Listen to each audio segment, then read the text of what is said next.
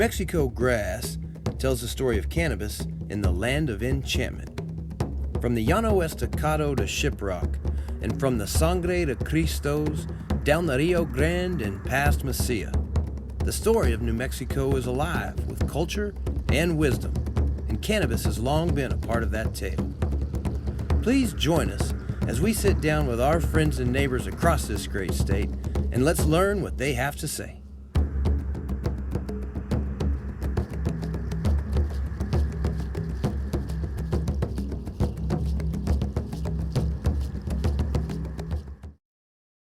Meeting is being recorded. The challenge that we'll have, Senator and Representative, is that's a very lengthy and complex bill. I think it's going to take us some time. I think if we were to do that, we'd have a hard time getting to the marijuana legislation, cannabis legislation. And so I'm going to propose that we proceed to that legislation and then look for the earliest opportunity, probably tomorrow, for any of the remaining items on the agenda. I regret you waited and that you've spent the time doing so patiently, but we've gone through as many House bills as I could possibly do. I really do think that there's a pretty strong press to get to the cannabis bills tonight, and it's getting close to about 9:40. All right, So welcome to New Mexico my Grass. apologies. Here we are We'll live proceed to with House the New Bill Mexico 12, Senate Judiciary Senate Bill Committee, 288.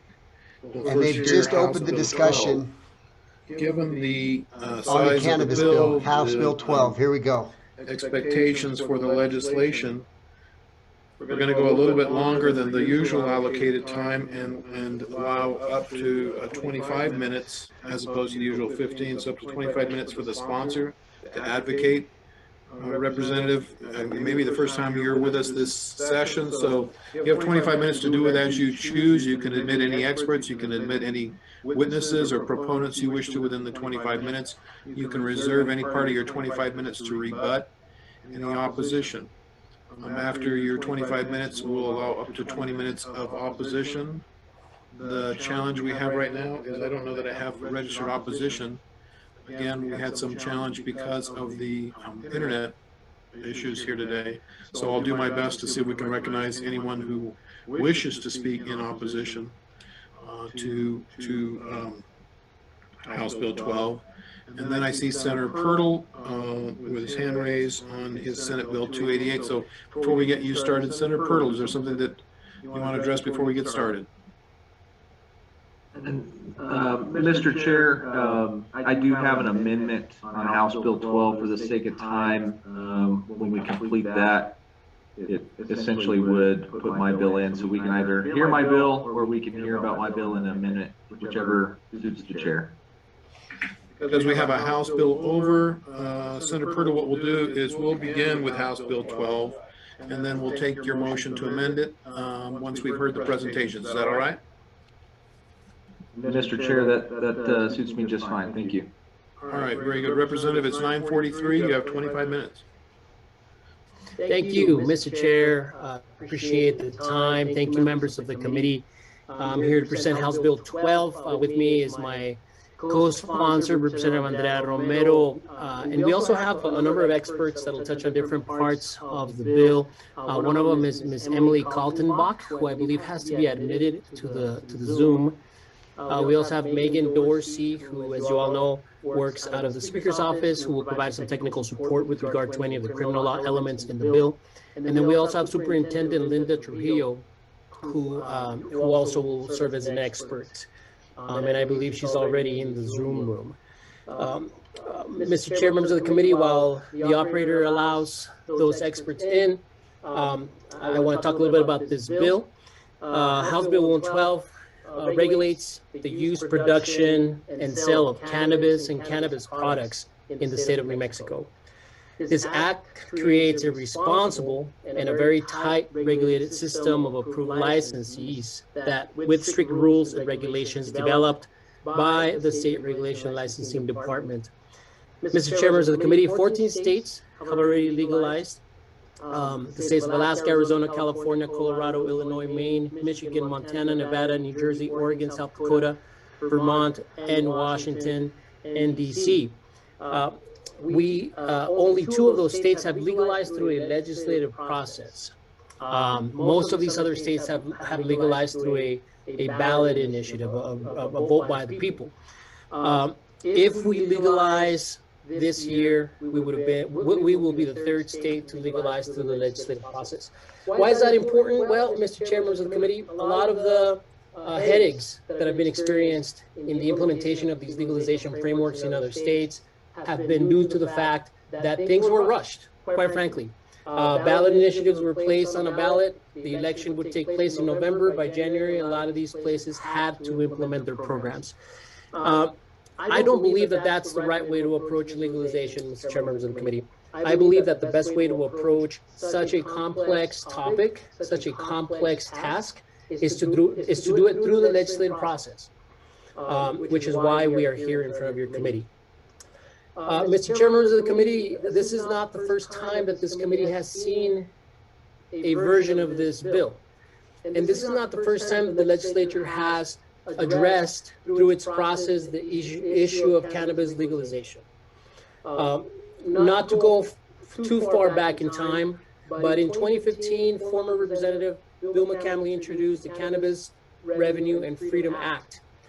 In that legislative session, that bill was referred to 5 House committees. I don't believe it even got a hearing that year. He later reintroduced that bill in 2016, 2017. Then in 2019 is when I kind of took the reins from former Representative McCamley, and we introduced the Cannabis Regulation Act that year. Mr. Chair, members of the committee, that year, the Cannabis Regulation Act actually got through 2 House committees and the floor of the House, and it got through a Senate committee before running out of time. In that interim, the governor, the now governor, Michelle Lujan Grisham, created the Cannabis Legalization Working Group, which took that bill, which had been worked on since 2015, and brought together a panel of experts, public health experts, law enforcement, folks from industry, patient advocacy groups, and others. That working group created and wrote what you heard last year, which was, I believe it was Senate Bill 115, which came through this committee. From that work, Mr. Chair, members of the committee, we have built upon it. We have heard from those who have had concerns, including your committee, Mr. Chair, and we've made some changes to the bill so that we can try to make it a little bit more, a little tighter than it's been. But I do want to reiterate, Mr. Chair, members of the committee, this bill is not a fly-by-night operation. I'm very proud of the work that's been done, particularly by the Drug Policy Alliance and Ms. Kaltenbach, but also by our co-sponsors and the different experts that we have worked with over the last few years, and certainly over the last few weeks. The bill in front of you, Mr. Chair, members of the committee, was introduced in the House. Obviously, it was heard in the House Health Committee, where they made a number of changes. That committee, with its expertise in health and whatnot, made some changes. It was then referred out to the House Taxation Revenue Committee, where our committee made a few more changes, particularly around the tax code. The bill then got out of the floor of the House, as you know, by 39 votes, which was, a lot better margin than we had in 2019. In 2019, we passed it 36-34. This year, we passed it with 39 votes in the affirmative. This bill then went through the Senate Tax Committee, where it was amended. Again, based on their due diligence and based on the wisdom of that committee, they adopted a number of amendments that were presented by Senator Worth. And now we are here. And quite frankly, we are here to seek your input. 200 micro licenses. For you to address the issues that you see in this bill and to hopefully help us make this bill better. And if it is the will of the committee, and if this bill is to move out of this committee, that you will all get your chance to make it better, Mr. Chair, members of the committee. So with that, I'd like to pass it on to my co-sponsor, Representative Andrea Romero, who can share a few words, and then to Ms. Kaltenbach as well. Thank you, Mr. Chair. Thank you, Mr. Chair. Thank you, Mr. Chair. This has been a really incredible journey, I think, for so many people, and of course the public who have, on any bill that I've run in my second term, has not had as much enthusiasm and as many eyes on this piece of legislation. And with that said, Mr. Chair and members of the committee, we are grateful to have been able to get this bill into the Senate as of March 9th. And so we are so grateful today to actually finally be able to hear this, having gone through the process and understanding that many people have many interests in this bill. And while we've heard different sort of ideas floating around as to how we got here, I think it's important for very open, very available, very accessible as to why we want to hear this as best we can and get the best piece of legislation to the governor through this committee and onto the Senate floor. So I want to thank you all for doing that. And why I'm so supportive of this piece of legislation in particular is that it is inclusive of, I think, a lot of components that we've seen both through the House and now in the Senate. That includes not only an economic diversification, of course, saving the state money, bringing in new revenue, and promoting consumer safety, but really is a broad framework that also reduces harm that comes from the criminalization of cannabis and really looks at restorative justice in communities that have been ravaged by the war on drugs. And you'll see in our piece of legislation, the only piece of legislation that has made it this far along the pathway that has these racial equity components and protections, especially for those in the medical cannabis program, which has been throughout this bill and throughout this process, one of our primary foci throughout getting this bill to this point. You'll find in our bill eliminations of gross receipts tax for medical cannabis patients consistent with our values in not taxing medicine. You'll find community reinvestment funds supporting communities of color disproportionately affected by the war on drugs. And then finally, we've removed all of the earmarks out of your chamber's interests in making sure that this has sort of the right sort of legs it needs to make it through the final process. With that, Mr. Chair and members of the committee, this has been a labor of love for so many people and something that we are absolutely certain that New Mexico needs in 2021, not only with the public interest, but in the recovery that we see for our state moving out of a COVID situation and into the future of our new economy. So with that, I think we'll yield to our expert and support staff that have been with us throughout all of this time, Emily Kaltenbach and Superintendent Trujillo, who was there when we amended the bill just last week in Senate tax, to be able to talk about some of those issues and, of course, why we are so eager and able to be here today. Thank you, Mr. Chair and members of the committee.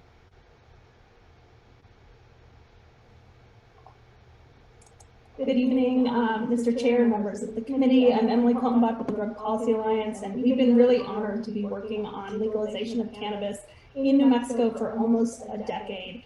We've also been deeply involved in legalization efforts in many of the states that have now have adult use programs, that from engaging stakeholders, grassroots work to drafting legislation, and that includes states like California, Colorado, New Jersey, among many others. I oversee our resident state offices in California, New York, our federal office in DC, and here in New Mexico. And right now, my colleagues are working on similar legislation in New York State. We hope that will be the next state after New Mexico, and legislation in DC that we know that DC already allows possession and legalizes possession, but they don't have a tax and regulatory system. And so we're working on that. And we recognize that standing up a new industry while making sure it's right for New Mexico is super complicated. There are issues related to public safety, balancing the interests of small and big businesses, how do we protect our youth, our roads, interstate commerce. So legalizing a substance that once was illegal is very complex. And I really believe that all the work we put into this over the many years is shows how complicated it is, but also how important it is to get all the voices to the table. So House Bill 12 is comprehensive. Like I said, it reflects the voices of New Mexicans. It reflects best practices from other states, states that have learned and improved their legalization programs. But what is most notable, and Representative Romero mentioned that, is it puts New Mexico families before big business. It doesn't just create a regulatory and taxation structure. It includes social justice and equity, strong public health protections, which are critical, and it repairs the years of harm that criminalization of cannabis has placed on New Mexico families, and also the years of harm from problematic drug use, which I know many New Mexico families are very traumatized by. So we're really proud to have worked side by side with Representative Martinez, Representative Romero, Representative Armstrong, and Senator Ortiz-Pino.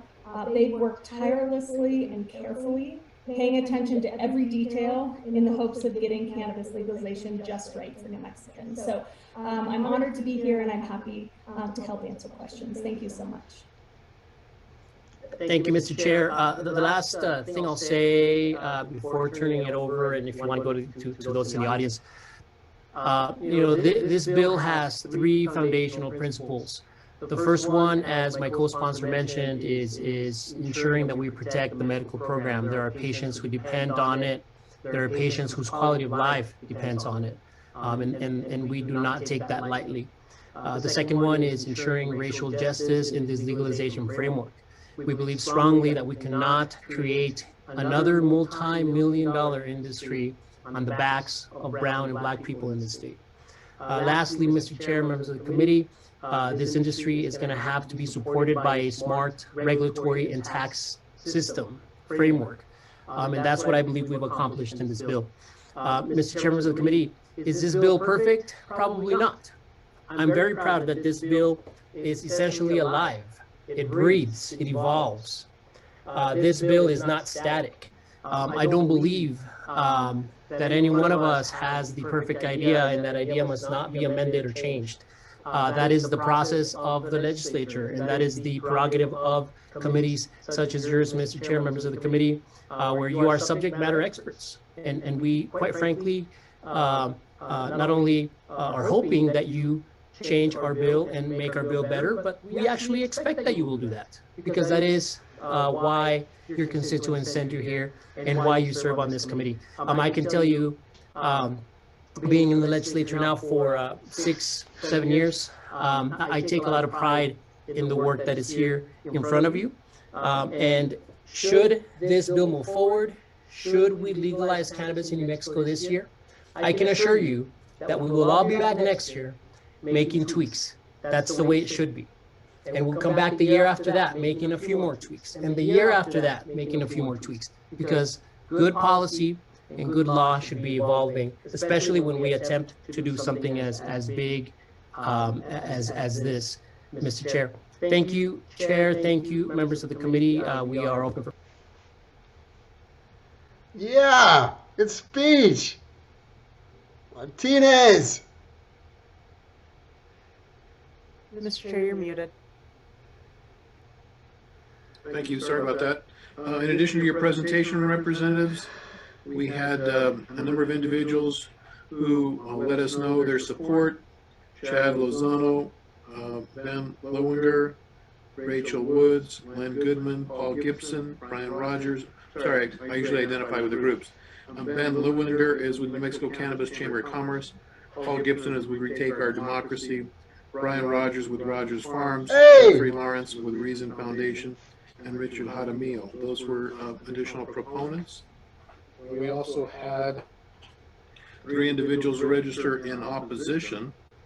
And so we'll recognize those. Unless, did you want to recognize any of those proponents? You have still some time, Representative. Mr. Chair, you have another 8 minutes.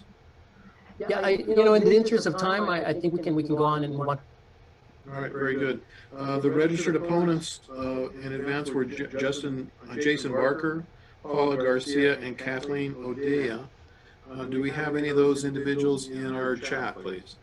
Mr. Chair, I have Kathleen Odea and Paula Garcia in the Zoom call. All right, given the few number of registered opponents, Paula Garcia, you're recognized for 4 minutes, followed by Kathleen O'Dea for 4 minutes. Ms. Garcia. Good evening. Yes. Good evening, Mr. Chairman and members of the committee. Thank you for this opportunity to speak with you. My name is Paula Garcia. I'm the Executive Director of the New Mexico Acequia Association. And we appreciate the work that has led to the current form of HB12. And we want to acknowledge the attention given to the issue of equity for communities disproportionately impacted by cannabis prohibition. But we are here to ask that the equity provisions be more inclusive of rural communities that will be impacted by the future production of cannabis. We have proposed a friendly amendment that addresses some of the unintended consequences of cannabis production on rural communities. We are referring to our proposed amendment as a rural equity and water amendment. Specifically, we are proposing language in Section 3 that is more inclusive of rural communities in terms of decisions during the rulemaking process. Secondly, we are proposing a cannabis equity fund, which is based in large part on a recommendation from the Governor's Working Group report that was also included in the 2020 version of this legislation. And thirdly, we are proposing some stronger language on water. While we appreciate that HB12 mentions the requirement of having a valid water right, our proposed amendment goes a step further to ensure that the applicant for a license is also in compliance with the rules of the local water provider, which may, in rural communities, could be a mutual domestic water consumers association, an acequia community ditch, or some other type of entity. We appreciate the hard work to get HB12 to this point. We feel that our friendly amendments build upon the equity provisions in the bill.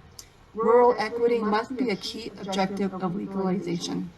Much of New Mexico is rural, and cannabis legalization could have profound impacts across the state in many positive ways, but also unintended consequences, and we are seeking to mitigate those. It is therefore critical that acequias, land grants, and other historic rural communities have a seat at the table and be included in the decisions regarding implementation of this act. Equity resources such as startup capital and technical assistance should be provided to rural communities in order to compete in the emerging cannabis production market. Those are what we are proposing, Mr. Chair. Thank you for your consideration, and thank you for this time, and thank you for your service. Thank you, Ms. Garcia. Kathleen O'Dea. Yes, Mr. Chair, members of the committee and sponsors, I am in support. Ma'am, before you get started, I'm going to recognize you for 4 minutes, okay? Please watch your time. Thank you. Thank you, Mr. Chair. I am generally in support of this bill with the exception of the possible conflict of interests that pose a risk to the consumer and patient health and safety. In just 1 month in California, 168,000 batches of cannabis were sampled and tested by independent laboratories. 2% of the flower tested failed due to contamination. That represents about 3,000 batches, totaling 6.8 million doses of contaminated material, which would have been consumed by the consumers but was kept off the market. The rest of the story is that the economic value of the contaminated material kept off the market is about $68 million. Clearly, you can see why a producer would not want to be subject to independent testing. It's purely economic, there is no other reason, and it is at the expense of the health of the patient and the consumer. New Mexico's independent cannabis testing labs are subject to rigorous scrutiny by the state, national accrediting agencies, and national proficiency testing. This is to be certain that the results are valid and unbiased. This bill would allow the producers to vertically integrate all cannabis functions except education and certify the safety of their own products. There is no public benefit to allowing this, and it will not reduce the price of cannabis.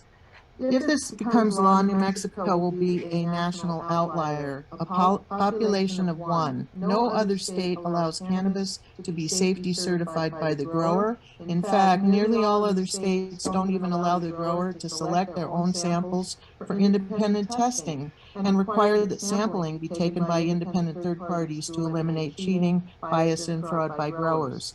The people behind the movement to test their own products suggest microbreweries and pharmaceutical companies test their own products, and the cannabis is no different. However, pharmaceutical products are FDA approved, subject to extensive clinical trials, and synthetically manufactured according to narrowly defined requirements and approved procedures in clean rooms. Cannabis, by contrast, is a biological material grown in non-sterile facilities with natural substances such as bat guano, where the environment is not or cannot be tightly controlled, or worse, outdoors where manure and other pesticides may have been used. Comparing a pharmaceutical drug created in a sterile environment under FDA controlled procedures with a cannabis plant growing in a field is misplaced.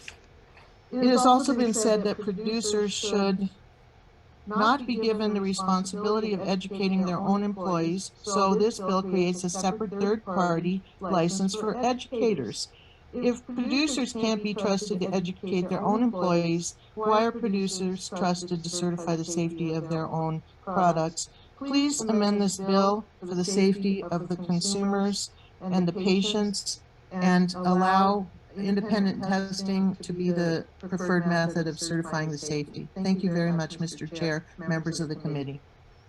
Thank you. I believe that is all that we had registered in opposition. I'm not seeing anyone else indicating a wish to be admitted appearing on our Zoom call or screen. So with that, we'll consider the testimony and presentations to be completed and go to members of the committee. Senator Purtle, I indicated I'd note you first. And thank you, Mr. Chair. Does the committee have my amendment? I believe it's the point 4 version. What is the bill 2 number, please? Emily, do you have the 202 number, please? Yes, I do. 220-865.5. 0.5. Okay, sorry. I just sent all those amendments to you again. Thank you for that, Emily. Appreciate it. That way it's at the top of our email inbox as we're all inundated with emails. And Mr. Chair, members of the committee, what this amendment does is it essentially takes Senate Bill 288, which I'm more than happy to explain, and puts it in place of House Bill 12. There's quite a few issues with House Bill 12, as we all know, as all of you have probably read House Bill 12. And for Republicans and my colleagues, one of the biggest issues was the social justice issues and the fact that we feel that those should be two separate pieces of legislation.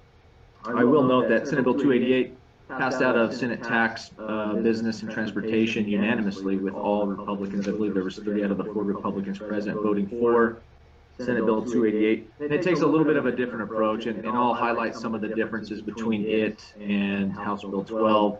And the most important is, I think, how we set up the governance over cannabis regulation. So House Bill 12 goes into TRD, and with all respect to Mr. Hio, I think the world of you, but I don't think you're going to be in this position forever. And so I think we need a little bit more control over this and a little bit more oversight by the legislature. So it sets up the Cannabis Control Commission, which consists of 5 members. But it also includes the secretaries of Ag and Economic, or the Environment Department and the Department of Health in an advisory capacity, so that they're there to give their advice. But the 5 members would require the consent of the Senate, which I think is very important. But you know, it approaches cannabis in a little bit of a different way. It approaches it more as an ag product. And then its main point and purpose, Mr. Chair and members of the committee, in drafting this legislation and then now in this amendment, is to put the illicit market out of business. And so I think with all of the things that were thought of and put into this legislation, that was the goal from the beginning, is how do we put the illicit market out of business, and then at the same time protecting public safety. So I think that's the 2 major points of this. We put the production under the Department of Ag, which I think is important because right now they are in charge of hemp and hemp licensing. So it fits in with something that they're already doing. So when it comes to being licensed, you will apply with the Department of Ag. They have the expertise in ag products and crops.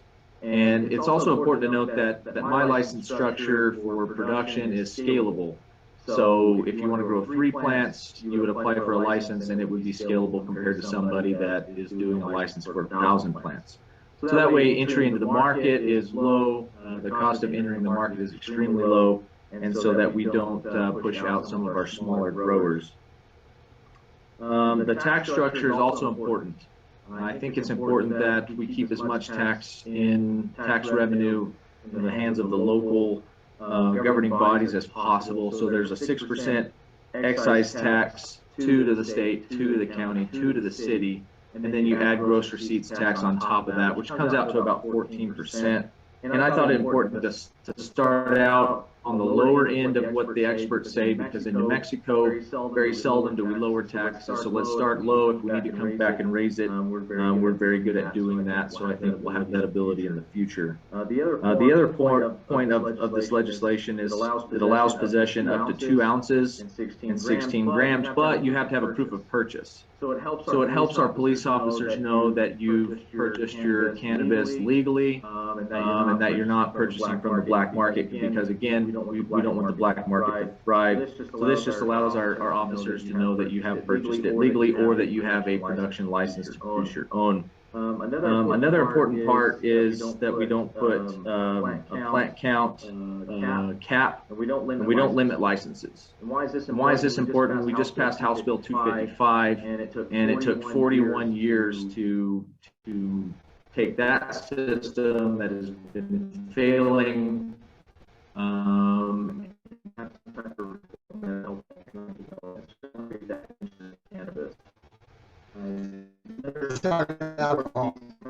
And have some type of that meet very high standards.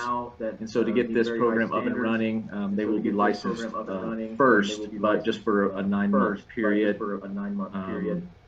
And then another portion, which Mr. Chair and members of the committee, we all know, is public safety and how important that is. So this creates a fund, or the ability for the Department of Public Safety to fund drug recognition expert training for all of the police officers, just for recognizing within the state. So this is a way for funding for creating kind of the ability to test people to see if they are currently high, and not just as we have now, where you can see if somebody's used cannabis within the last 30 days. Look, not everything about his bill is terrible, is that, and I'm sure Cliff Pirtle's a nice guy, but we here at New Mexico Brass do not support Senate Bill 288. If they allow consignment of other products. So our small producers aren't going to be able to afford to build $1 million buildings and places all over the state. If other building want to allow the state to dispense their products, but if other people who have a building want to allow someone to come in and sell and consignment their product, they'll get a discounted license. So we thought that important to allow the easy entrance in the market, low cost. And then there's also the option of a co-op. So co-ops could be formed, multiple producers could come together and form an entity that then could also have a dispensary. With the changes in tax,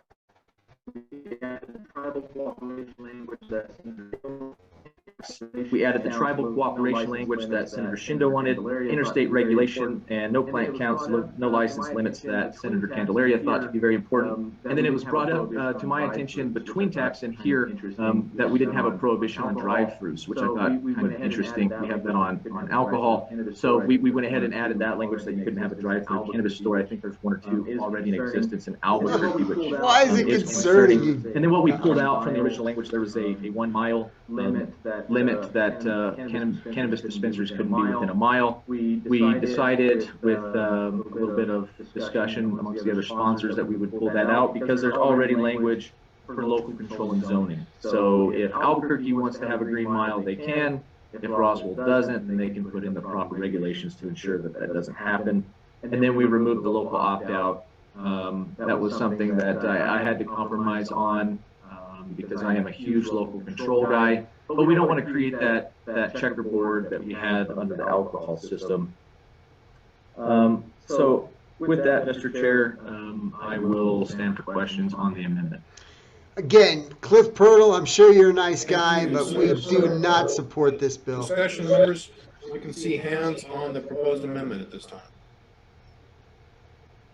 See who to be recognized on the amendment, anyone?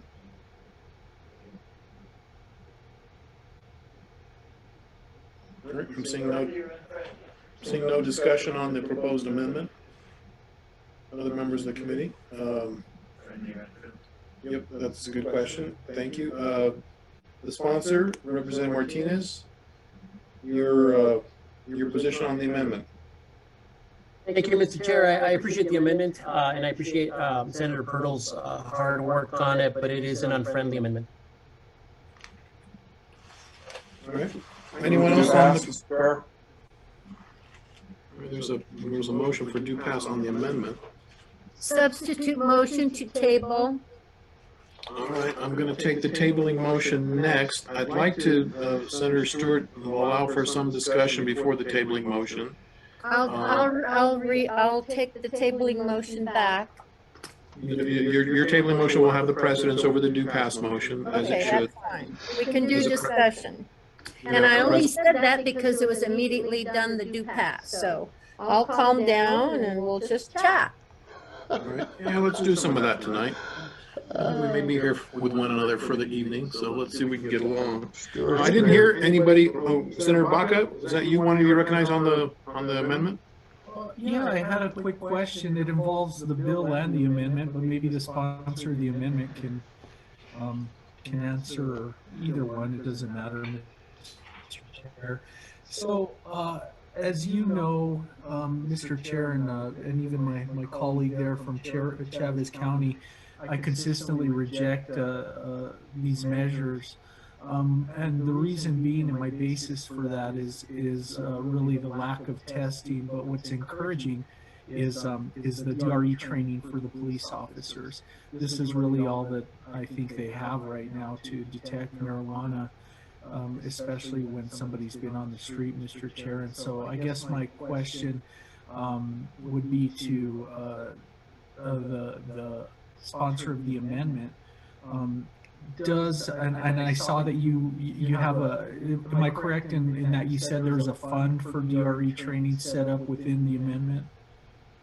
And Mr. Chair and Senator, that's correct. And not only does it fund the DRE training, but it will set up some funding where DPS could contract with a laboratory or somebody to create or try to discover a way to test for the metabolites to determine if somebody is currently under the influence of cannabis, as opposed to right now they can test and see that you've used cannabis in the past, but they can't tell through a test like you can with a breathalyzer that you are currently under the influence. So hopefully if we can get some funding into this, we can make some headway into that technology. Mr. Chair, I don't know if it'd be appropriate if it does concern the amendment, if I ask the bill sponsors what measure for testing or detection does their bill have? Thank you, Mr. Chair, and thank you, Senator Baca, for the question. Through the appropriations process, we already do that, right? So I don't think you need to have it in the bill. The appropriations committees, both on the House and Senate side, the LFC, as they craft every budget, as they craft the budget every single year, would be able to utilize part of this revenue to go to DPS and to train more drug recognition experts. That's appropriate, but I don't think you need to have it in the bill. I don't think you have to mandate it in the bill necessarily. My experience, Mr. Chair, and Representative, has been though that these DRE personnel, what we have now are very limited personnel that are trained in that area and only small teams. Is there any expansion for that in your bill? What the hell's this guy worried about? We're legalizing it. Senator Baca, there is no expansion of that in our bill. And one of the criticisms of our bill last year was that we created a number of different funds and appropriated money in different ways. One of the ways in which we appropriated money was through a public safety fund that included drug recognition experts. So in light of those concerns that were raised in the past, we removed those sections from the bill. But, you know, as somebody who serves on the Legislative Finance Committee, I can tell you, to me, that's going to be a top priority should this legislation pass, because we will need more drug recognition experts on the streets. That's, you know, that's the right thing to do. Okay, thank you. I think you've answered my question, Representative, and thank you, Senator, as well, for your response to the provisions within your amendment. All right, members of the committee, on the proposed amendment, I have next Senator O'Neill. We have a pending tabling motion, which I'll take once the committee discussion on the amendment is completed. Senator O'Neill. Yes, sir. Thank you, Mr. Chair, and thank you, Senator Purtle, for bringing this forward. You know, I guess I feel, you know, this has been such a topic, the marijuana bills, the competing marijuana bills. I still feel like very much a layman in this, but certain themes have come up for me. And I'm very intrigued. First of all, I really like your approach treating this as an agricultural product. That's quite refreshing, and that makes a lot of sense to me. But I'm concerned about your lack of a restriction on licenses. Like, what is the reasoning there? I mean, shouldn't we be protecting, you know, the existing folks that have really put themselves out there in an entrepreneurial way? Can you explain why you don't believe in restricting licenses, besides like some parallel to House Bill 255, which I don't think is quite relevant? Well, Mr. Chair and Senator O'Neill, I do appreciate that, and so the current licenses will be able to, under my legislation, have a 9-month dual licensure, call it a head start, if we may.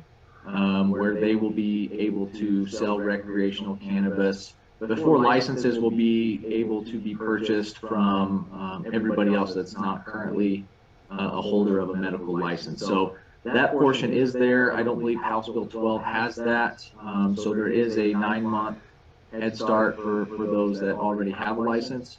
Quite a few of the other states do not either limit plant count or limit licenses. I think when we start limiting licenses, we create a value of something that, as a state, is really, it's not something, you know, it's like your driver's license. It's not something that, you know, can't be revoked if you don't play by the rules. So we want to ensure that we're not creating something of value by limiting the licenses.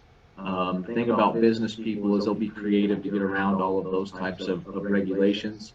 Whether it's forming multiple LLCs or whatever it is to get around plant counts or license restrictions. So I think if we open it up, it's more likely that our small growers will take advantage of these licenses.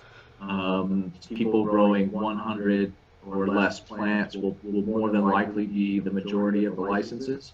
And so that's what we want to see. We want to see our almost farmers market or farm to table type businesses be able to thrive. So if we limit licenses, then the licenses will just be in the hands of those that want to produce large amounts of plants. So that's not what we want. We want our farm to table businesses to thrive. Okay, well, thank you, Senator. And you know, like half of what Purtle says is totally sensible, and half of it is totally nonsense. So plant counts was an issue that was very important to a lot of members. That I didn't have it.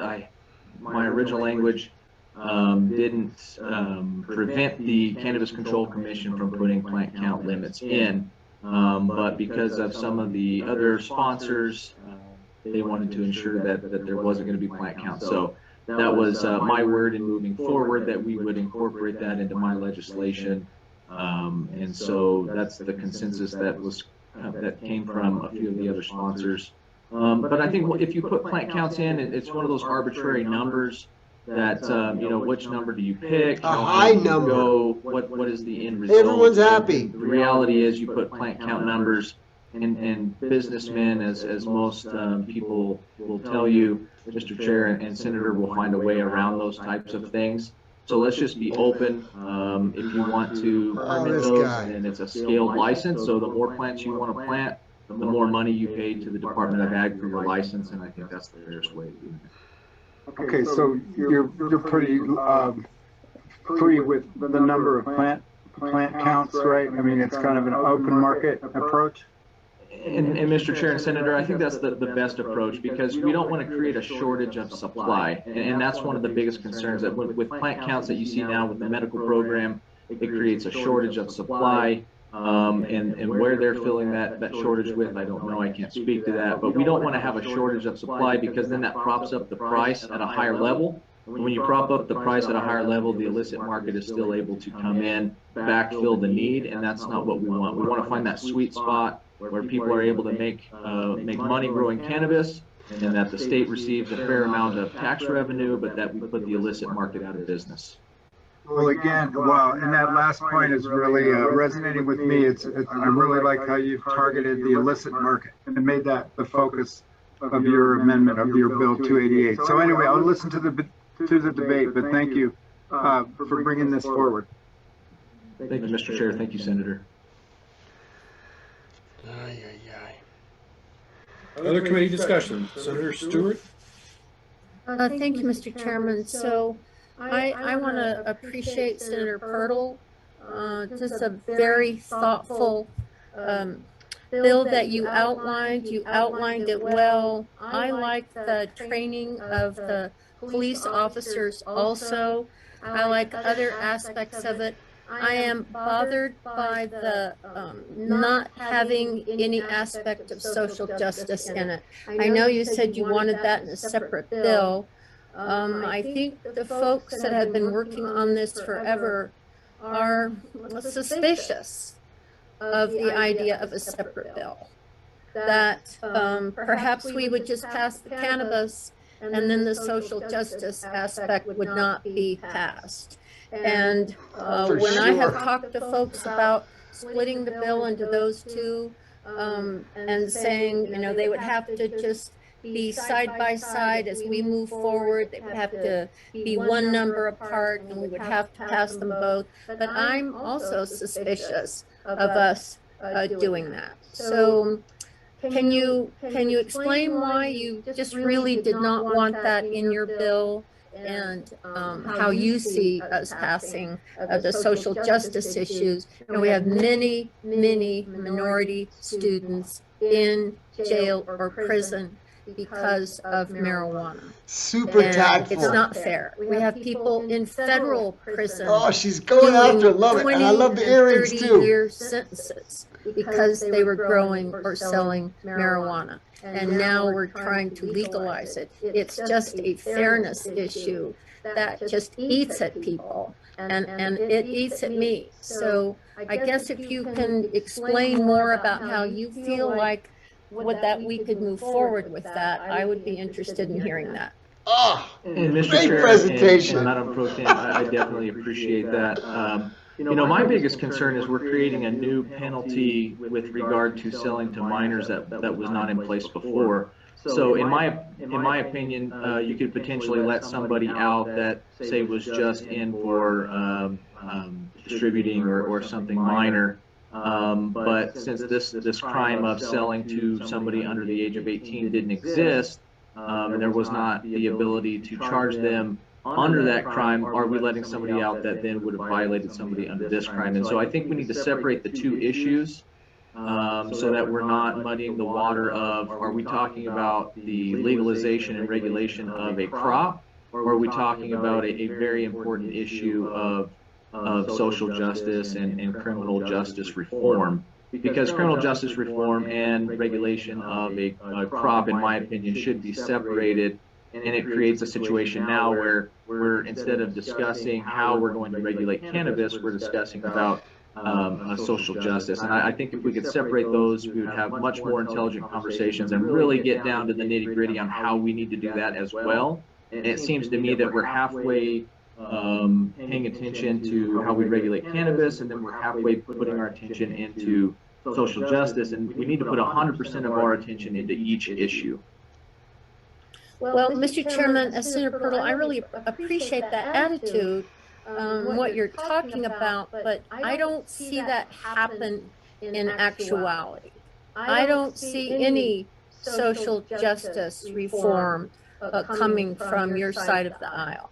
I'm sure I'll be corrected here pretty soon, but for the most part, the social justice issues comes from our side of the aisle, and they seem to be discounted by yours. And so that really is the reason both of them, I believe, are in House Bill 12, is that it's too easy to focus on, regulating a new crop and not dealing with the social justice issues. So I hear what you're saying, but it doesn't seem that that's what's actually happening. So Maybe Stewart. And I hear the social justice community loud and clear, because it's these minority students that wind up in prison. So that's all. But thank you for your thorough explanation. If we didn't have House Bill 12 before us, I might be less anxious to table yours. Thank you, Mr. Chair. Thank you, Madam Pro Tem. Anyone So tactful. else? Members of the committee? I wish I was that tactful. So I'd like to echo Senator O'Neill's comments. I very much appreciate you approaching this as an agricultural commodity. And I've heard the suggestion that we want social justice, and I guess the challenge for me is to knowing what part of the bill is social justice and what is maybe something different. So, for example, throughout the bill that we have under consideration, not the amendment, but the bill, there's a number of references to, as Senator Stewart was pointing out, people in prison and trying to turn that around, and I support all of that. Then I don't know whether social justice includes those provisions of the bill we have under consideration. At least let me pause for a moment. Representative, I hope during the night you'll correct me many times. I've seen so many versions of this bill and so many amendments of your bill and Senator Purtle's bill. We got new amendments this morning. There's been a lot of criticism for our delay, et cetera, and frankly, I've been wanting to see what was going to happen with all of this before I started to dig in and trying to study a bill. But at least the last version of the bill that I read that's before us on House Bill 12, there was if I recall, at least the version I read, the fee to obtain a license for producing was $125,000. Is that still in the bill? Mr. Chairman, there were some amendments adopted in Senate tax, which I believe probably changed that amount. Ms. Trujillo, do you have that in front of you? Mr. Chairman, members of the committee, the fee is $2,500 for the license, and then an extra $1,000 for each site. So each premise that you have had. The limit of $125,000 was no greater than. And if you do the math, you'd literally have to have 50 or more sites to even reach that $125,000. That was the cap, the maximum that a licensee could get to. Okay, thank you. And to the point of both Senator Stewart and Senator Purtle, on the social justice, it's always a little challenge for me because, again, the folks that are in prison and have convictions and so forth, I fully support the efforts to try, as I said, turn that around. On the other hand, the bill, at least, again, correct me, one of the versions of the bill that I read provided that the granting of a license for an individual to produce, sell, retail, whatever it may be, could not be turned down based on a prior history of manufacturing or distribution of any drugs at all, including, in my mind, my concern is methamphetamine or other drugs. So is that part of the bill still in there, that an individual could have those convictions and that kind of history, and then that could not be considered in the granting or denial of a license? Mr. Chair, that is still in the bill, and it's up to the regulating body really to take into account the totality of the circumstances. So if somebody was cooking meth, 2 years ago, and has a number of convictions, that person wouldn't be licensed. But if somebody was, doing something 20 years ago, was convicted, paid their paid their due to society and has been a good person since, that person should be automatically barred from this new industry. Yeah. So it's still in the bill. Amen. Right, and I wouldn't disagree with you under the scenario you gave, although I think you and I both agree, reading the bill, that's left open. In other words, the decision gets to be made based on whoever reviews that history. And I guess the reason I bring it up is because I don't know whether that's considered part of the social justice component of the bill or not. I assume that's what you all would call social justice. But I would distinguish that from perhaps the idea of trying to get people beyond convictions, arrest histories for drug use. Getting somebody who has a history of drug distribution or manufacturing, getting them into the marijuana business, to me is not necessarily what I would call restorative justice or social justice. But that's semantics, I guess, and we would probably disagree about that. Back to Senator Purtle's bill, I really do also appreciate him bringing up the illicit market. I think everybody knows that I have concerns about where we go with this industry. I think most people probably know, at least the reading that I ran into this last fall, where there was a raid of many law enforcement agencies, multiple law enforcement agencies, on the Navajo reservation, where they discovered 1,000 Chinese immigrants producing thousands and thousands of pounds of marijuana using hotel rooms in Farmington to package, distribute, and so forth. And I think Senator Purtle makes a good point to be concerned with the illicit market. I'm sure we all share that.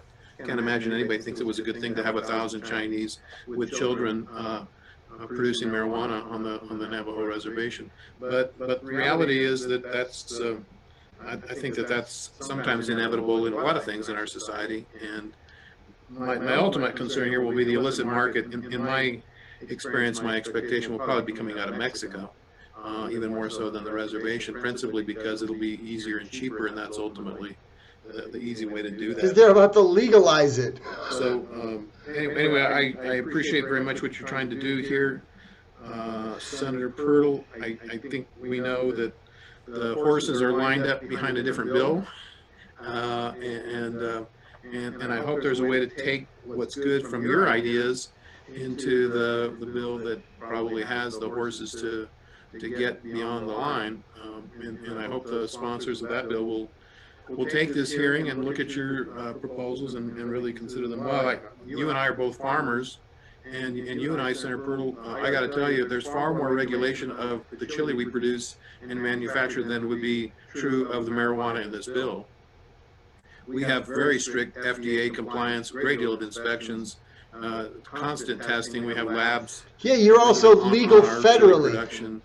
Come on, man. Give us federal legalization. We'll put up with the same thing. Mandated by the government in our production. I imagine you're you're doing dairy production, highly regulated.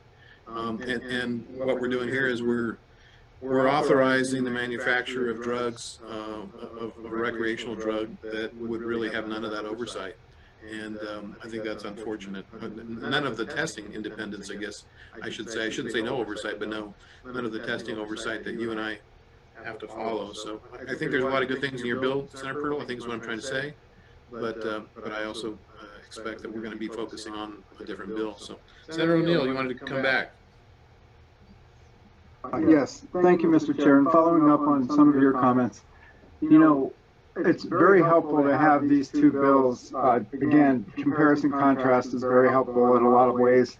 But I hope this isn't an unfair question to my guy from the North Valley, who has worked so hard on this bill, and I really respect that. But is there anything in Senator Purtle's bill that you like?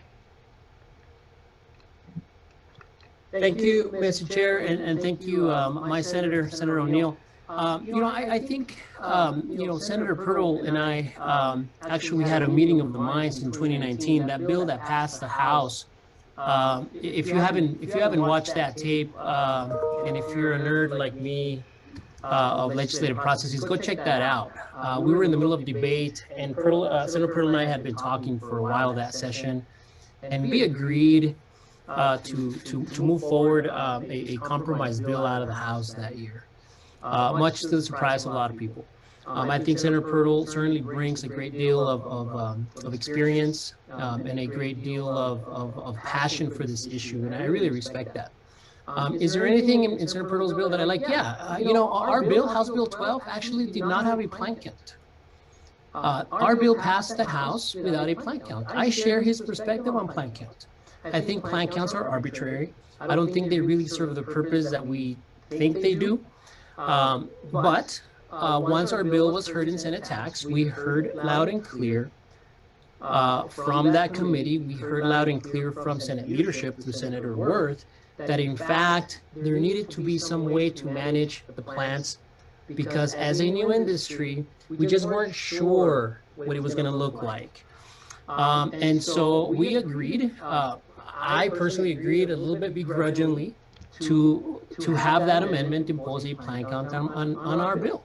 But I share Senator Purtle's perspective on the issue of plant count. Furthermore, I share Senator Purtle's perspective on small business. That's why our bill has a micro business license that can be fully vertically integrated. That means if you are a farmer somewhere, you've got a little plot of land in the North Valley, with Curry County, you can come together and you can get yourself a greenhouse and you can grow up to 200 plants.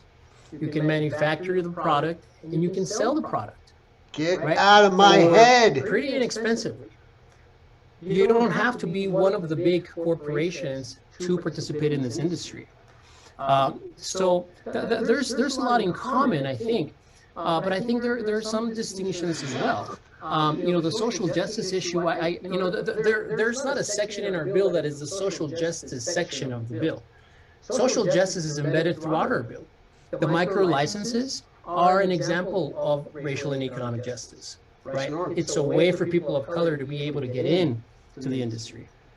Social justice is not limited to the expungement mechanism or you know, not having an automatic bar against people with prior convictions for participating. Those are in the bill and they're very distinct, obviously, but there are a lot of different layers of this bill that I think really respond to the needs of communities of color and, quite frankly, the demands of communities of color to be included in this new industry. So, you know, I think there's a lot in common. I think the vision is very similar, you know, but there are some important distinctions. Lastly, Mr. Chair and Senator O'Neill, you know, you mentioned the illicit market. I didn't go into detail in my presentation just because of the time constraints.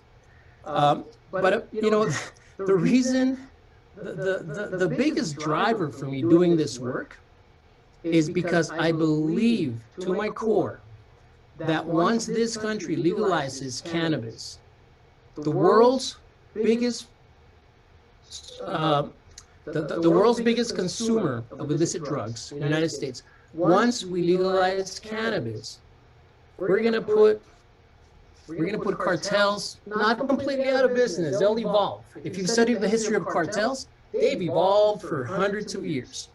In fact, Mr. Chair, Senator O'Neill, one of the sort of godfathers of Mexican cartels set up shop in the town of Portales, New Mexico, believe it or not. This is over 60, 70 years ago. Our bill, Portales, and Senator Purtle's bill, and any other cannabis legalization bill, really is in play in terms of ensuring that the illicit market begins to decrease and that the illicit market can finally be dealt the blow that it needs to be dealt. Cannabis accounts for roughly 60% of a cartel's cash crop. It's a big cash crop, right? In order for cannabis to be grown, produced, and sold, it doesn't take that much. Cocaine, you know, meth, all these other things, they take a manufacturing process that's pretty time-consuming and expensive. Cannabis, it doesn't.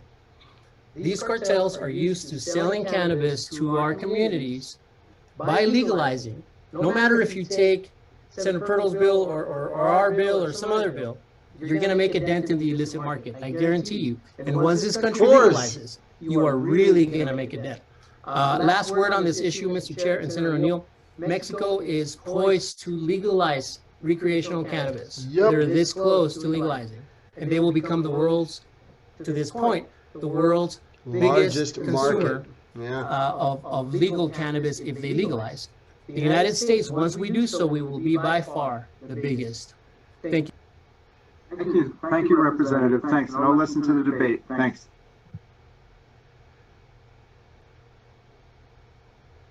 Come on, Any other O'Neill. discussion, Senator You better Stewart? get on board, buddy. So, Mr. Chairman, I have a question for Emily Kaltenbach.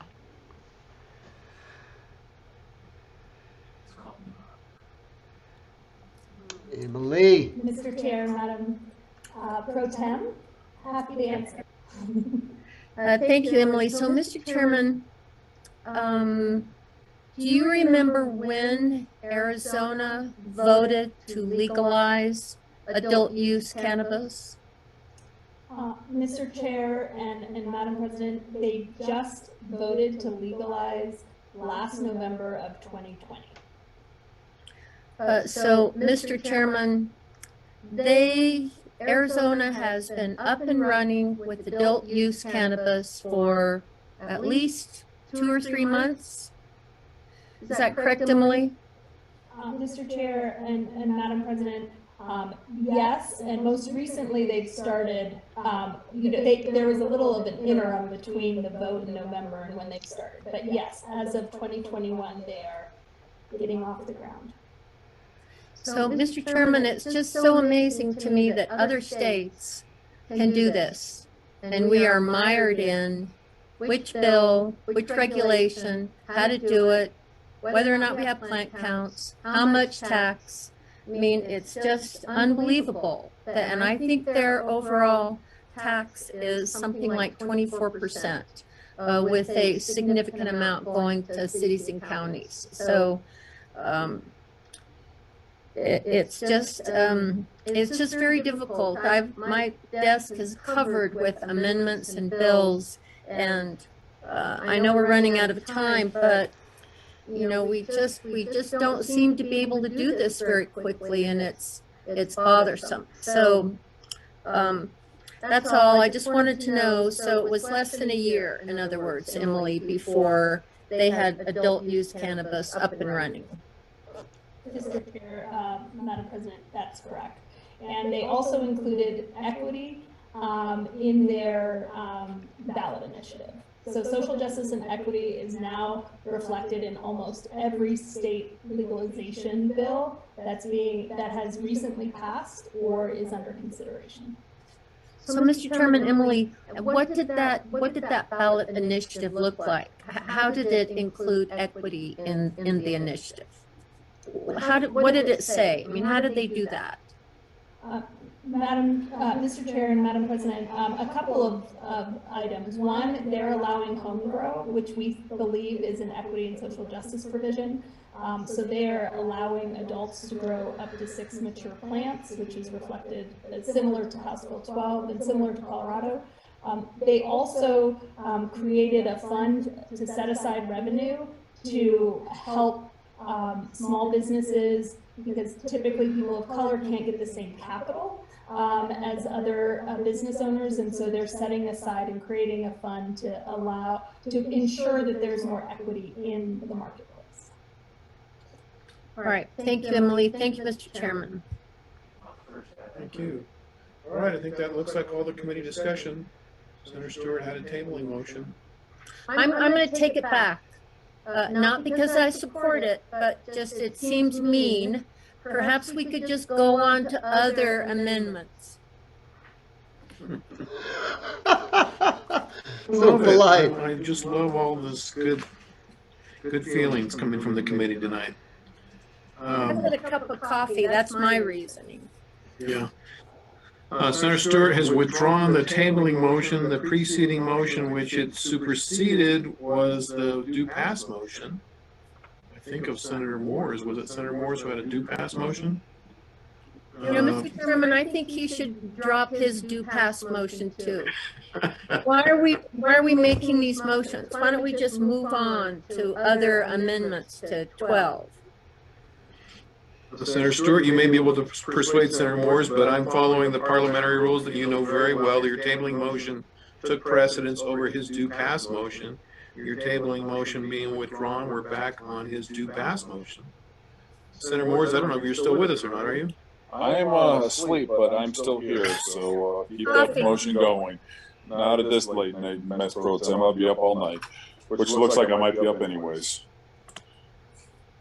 Senator Moores, Senator Stewart has invited you to withdraw your due pass motion. Let me throw it against the wall and let's go through the motions. All right, we're on a due pass motion. Emily, would you take a roll call, please? Senator Baca. Yes. Senator Duhigg. No. Senator Ivy-Soto. No. Senator Lopez. No. Senator Moores. Yes. Senator Purtle. Yes. Senator Stewart. No. Senator O'Neill. Respectfully, no. Senator Cervantes. No. On the 7-3, the due pass motion on this bill fails. Pleasure of the committee. Good. Senator Duhigg. Thank you, Cervantes. Thank you, O'Neill. So I have another amendment. The 202 number is 220917.2. And this amendment is an attempt to address those concerns about plant count. Plant count. Here we go. Tax committee. Let's find out. What is it? Find a way to do it that's not arbitrary. So what this amendment does is it removes some of the amendments put on in tax. And as I go through the amendment, I'll kind of explain how those removals come into it. This is big. This is what we've been waiting on. Is there were changes made in tax to the cannabis committee. I'm sorry, Mr. Chair, Representative, what's the name of the committee that's created by the Cannabis Regulatory Advisory Committee? In tax, they had taken out language that would forbid someone who had an economic interest in a licensed entity from being on that committee, and had also provided for 3 spots on the committee for people who were current retailers, producers, or manufacturers. So what part of Amendment 1 and all of Amendment 2 do is it restores that language that would make it so that someone who's invested in or has an ownership interest in a licensed facility could not be on this committee, and it changes those 3 spots that had been created on the committee in tax to 1 spot of someone who has previous experience as a cannabis retailer, producer, or manufacturer. And the reason this matters, we're going to see later on, is because we're going to task this committee with doing some oversight of, and when we make changes in response to market changes, and we want to make sure that those members of the committee don't have any conflicts of interest. So then in number 4, this creates, this was part of this was in the tax committee, but it's a little bit changed here. This is creating a mechanism so that if market starts changing and we start having the kind of overproduction that we saw in Oregon, or too little production, and we're not able to keep the medical program stocked up or anything, this would allow for changes to be made given a finding and a recommendation from that Cannabis Regulatory Advisory Committee. And so they would make a recommendation, and then the decision that certain acts could be taken in response to that, imposing a temporary moratorium on new licensure, issuing new licenses, or allowing greater production than currently allowed, because as we'll see on the next page, this will implement a plant count. What would not be allowed would be reducing the cap on the plant count in response to market conditions. And the decision would be made by the superintendent of RLD with input from the University of New Mexico Bureau of Business and Economic Research, and also the director of the New Mexico Department of Agriculture. And if you wouldn't mind, Ms. Garcia, going to the next page. Thank you.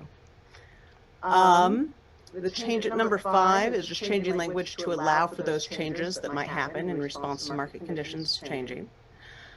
And then number 6 is where we put in the plant count limit.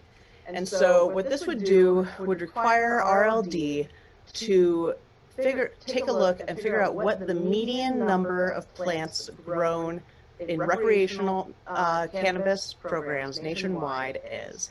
And I believe that Senator Ivy Soto is going to offer to amend my amendment in a way that we also account for population. So that we're setting the plant count basically at a middle of the road number. And that's a determination that would be made each year by RLD based on what we're seeing around the country. And we want to do it median, not average, because, you know, in places where they have no limit on plant counts, and places where they have very restrictive limits, that's really going to skew it. So we're really looking for a middle of the road approach. And then this also has a delayed repeal about 3 years out from when the licenses are going to start being distributed to non-micro businesses, so that those micro businesses have a good 3 years to get established and get up and running before the bigger guys can come in and dominate the market. So, Mr. Chair, that sounds fair. Let's do it. That's my explanation of the amendment. All for it. Has questions. Very good, Ms. Dewey. Very nice. Senator Stewart, you have a question. So, Mr. Chairman and Senator Duhigg, so the repeal in 2025, so essentially you're setting up this provision for 3 years where we'll look at the market, population, so we don't make the mistakes that other states have done. There's not only states that have overproduced, there's states that have underproduced. So we're trying to look at those markets and set what we want as plant counts for the new licensees coming in. And then after 3 years, then is there no plant count? Mr. Chair, Senator, yes. So under this, after 3 years, the plant count would be repealed. Now, if 3 years down the line, for some reason, it seemed like that would be a poor approach to take, we could always take that repeal out. But 3 years should be an appropriate amount of time to see if this is a good approach or not, and how this is working out. Reasonable. This is Ortiz Pino. Thank you, Mr. Chairman. He's got his name written all over it, I bet. Senator Ivy Soto. Thank you very much, Mr. Chair, and Senator Duhigg. Thank you so much for the work that you've done on this. It I think sets the number that is not susceptible to a lot of manipulation in the manner in which it is administered. I think it's helpful because it gives people a certain level of predictability in terms of where things are going to go from the regulatory side. And Mr. Excuse me real quick, Senator Duhigg, did you want to add something? You know, Mr. Chair, Senator, I just realized there was another part of this that should be in here, and I don't see it, because, you know, one of the points that Senator Pirtle made about folks getting around the plant count and just being able to open a bunch of LLCs and stack up licenses, that was supposed to be something, addressing that was supposed to be part of my amendment, but I am not seeing that language here. So let's just deal with what we have here at this point, and then while the discussion continues, I will find that language and add it at an appropriate time because Senator Purtle is absolutely right. There would be lots of ways to evade this plant count in the absence of that. Okay. Come on. And I'm sure that we can probably get that drafted up at some point in the 4.5 hours remaining in this hearing. When we consider that. Ivy Soto, boom, boom. I do want to, however, make two small changes to amendment number 6. The first would be let me start from the bottom of the paragraph and then move my way up, and that is just before the period at the end of the paragraph would be to insert a comma and insert after the comma adjusted by population, and that way we're actually getting a true median number as we look at that. And then the second would be one that with Superintendent Trujillo, I think would be self-evident at the helm of RLD, and that is on the second line to strike the word reasonable as administrative rules or rules without the adjective. So that would be my amendment on these. And Mr. Chair, Senator, I have no problem with those amendments. I will say I believe that reasonable language I took from another part in the bill that deals with rulemaking. So I think it would be consistent to leave it in there because that's language that is already used in the bill regarding rulemaking. Or consistent to take it out of the other place. Certainly. And I would, and I'm on the rulemaking part of it, Mr. Chairman, I would yield to Superintendent Trujillo. Characterization. Thank you, Mr. Chairman, Senators. Yes, I actually, in our amendments in tax, business and transportation, we did take out the word reasonable, but we've noticed that there was a couple other places where reasonable was left in. And so we do agree that the word reasonable should not be in there because there's really no definition for what's reasonable. A rule is a rule. And the Trujillo's a stud. Anyways, Mr. Chairman, that would be my motion to amend Senator Duhig's proposed amendment. Senator Stewart, I see you. Then we get to Senator Duhig first. Senator Duhig, what do you want to do about that? Mr. Chair, that's fine. I have no problem with those changes. Okay, Senator Stewart. I guess, Mr. Chairman, I don't know who to ask this to, but what percentage of this amendment is going to rely on population? Because certainly, I think in New Mexico, we've at least got one very large state to the east of us that might just be coming into New Mexico to partake if we ever get to adult use cannabis. So mouth to God's ears, that, Senator Stewart. You know, that perhaps this, you know, so what percentage of your little formula here would be based on population? Certainly, Madam, Mr. Chairman and Madam Pro Tem, so the adjusted by population, as you read that, would modify median, so that we'd be looking at the median number of cannabis plants produced nationwide by individuals or entities licensed to produce recreational cannabis in states other than New Mexico during the preceding year, adjusted by population, so that way, when we're looking at the median number produced in California, then we adjust that to the New Mexico population, as well as the median amount of produced in Vermont, adjusted to the New Mexico population. Mr. Chairman, that doesn't really answer my question. You know, what if, say, 40% of adult use in New Mexico comes from Texas? that your little formula doesn't really take that into account. Correct, Mr. Chairman, Senator Ivy Soto? So the way that this is written is that this would only go into effect is that the rules will be promulgated to limit when there is you have to go up, I think, to number 4, and that is that there has to be a finding and the recommendation of the Cannabis Regulatory Advisory Committee that the market equilibrium is deficient and threatens the economic viability of the cannabis industry or adequate supply of cannabis.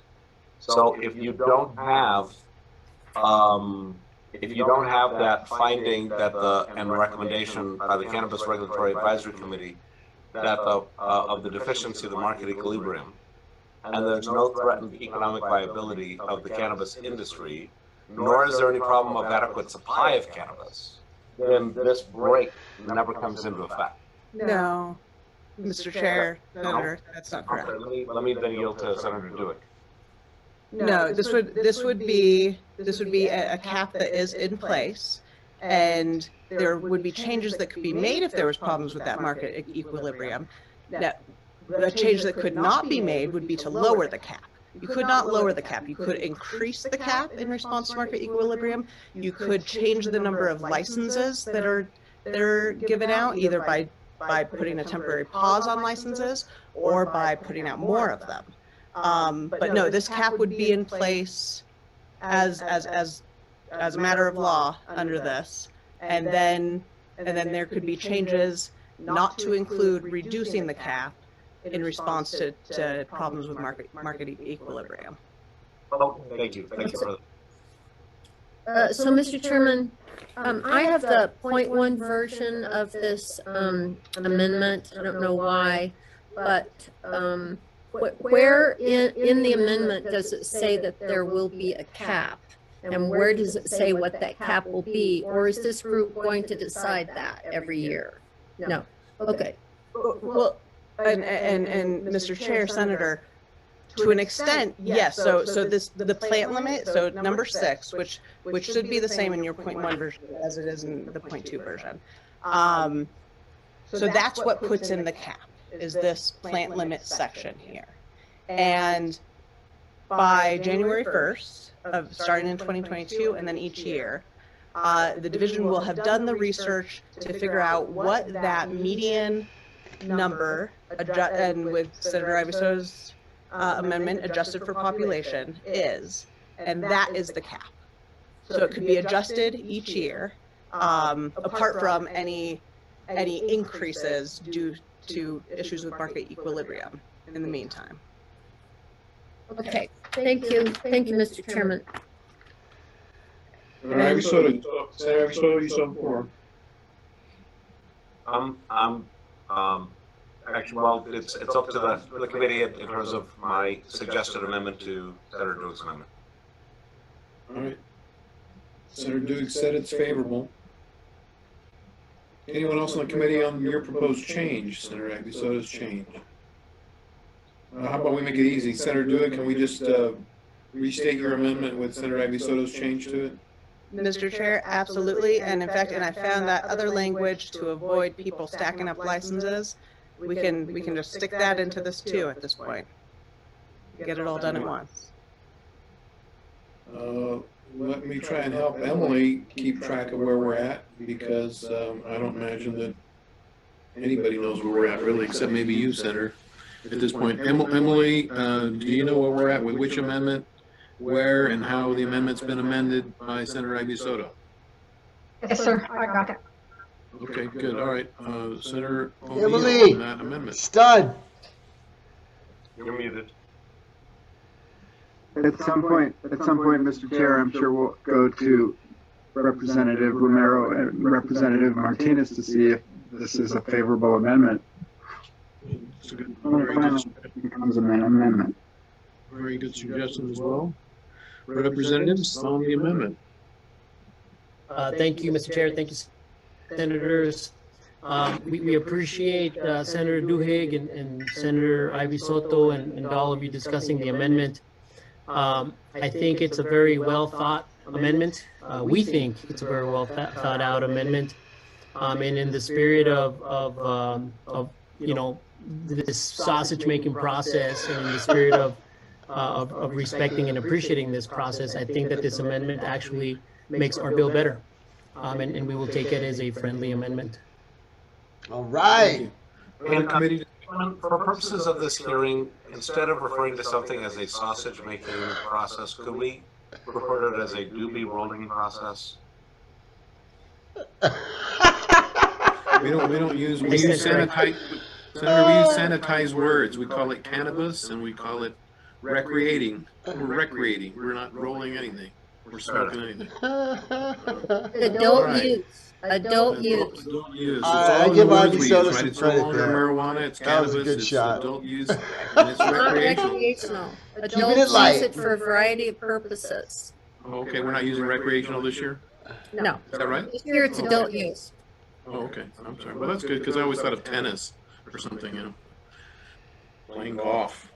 All right, so I'll try to keep it all straight. Senator Stewart, you'll forgive me for falling back to my youth. We had all kinds of names, and none of them were cannabis. Nothing was cannabis until the last couple of years. So I default. You'll forgive me. All right, so we're on the proposed amendment. I don't see any other hands up for discussion. Senator Stewart? I'm sorry. Discussion? One more thing. So if we put this in place, when does this, so this happens in the beginning? What is the timeline for this? Because, you know, I think that these licenses will have to have the ability to start growing. So how does that work with this amendment? Mr. Chair, Madam Senator, so this would require that first determination to be made January 1st of 2022. Licenses for the non-micros, the ones who this cap is going to apply to, those start being issued July 1st, 2022. So this is giving, you know, a good 7 months of notice to folks who are going to be getting those licenses of what that plant cap is going to be. Thank you. And Mr. Chair, before we go to a vote on this amendment, if we could add in the other language to prevent the stacking of licenses. And do we have that? I can do it verbally. You're gonna do a lot of. We're gonna have a very difficult night with our committee report and with our committee staff unless this is really simple, Senator. And again, the reason I bring it up because we're getting amendments thrown at this bill all the time. I really venture to say nobody really knows which bill we're on or which amendment we're on at any given time, just because this bill is changing minute by minute. But it's really simple, Senator. You can try it, but the last thing I want to do is have a bad committee report coming out of here. Mr. Chair, it is simple, and I will make sure to work with committee staff to make sure that they get this language. So it would be on page 36, between lines 21 and 22. I'm going to state the amendment first, and then I'll explain what it's doing. So page 36, between lines 21 and 22, insert 4, like the sub 4. And then the applicant or a controlling person in the applicant's entity is a current licensee or an owner, director, or officer of a current licensee. And Ms. Garcia, I will send you that language. But for the members of the committee, this is dealing with a portion of the bill that addresses when the division shall deny an application for an initial license or renewal. And so one of the things that should trigger a denial of a license is when someone already has a license or is a controlling or is a, you know, the owner, director, officer, or something of someone who already has a license. so that people aren't just stacking up licenses, or I don't have Katie Duhigg LLC 1, Katie Duhigg LLC 2, Katie Duhigg LLC 3, and I'm getting separate licenses for each one of those. Senator Duhigg, would you be so kind as to just repeat the language of paragraph 4? Yes. The applicant or a controlling person in the applicant's entity is a current licensee or an owner, director, or officer of a current licensee. And I'm assuming that there's probably an or at the end of paragraph 3, and we strike the or at the end of paragraph 2. Yes. Yes. And Ms. Garcia, I will send all of that to you.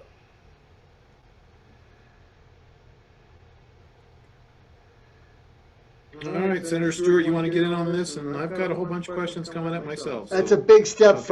All right, I hope this is my last one on this, but I just want to make sure that after what Senator Duhigg told me, that if we pass this bill now, in the next few days, that it will be a year and almost a year and a half, a year and 4 months before we are selling adult use cannabis.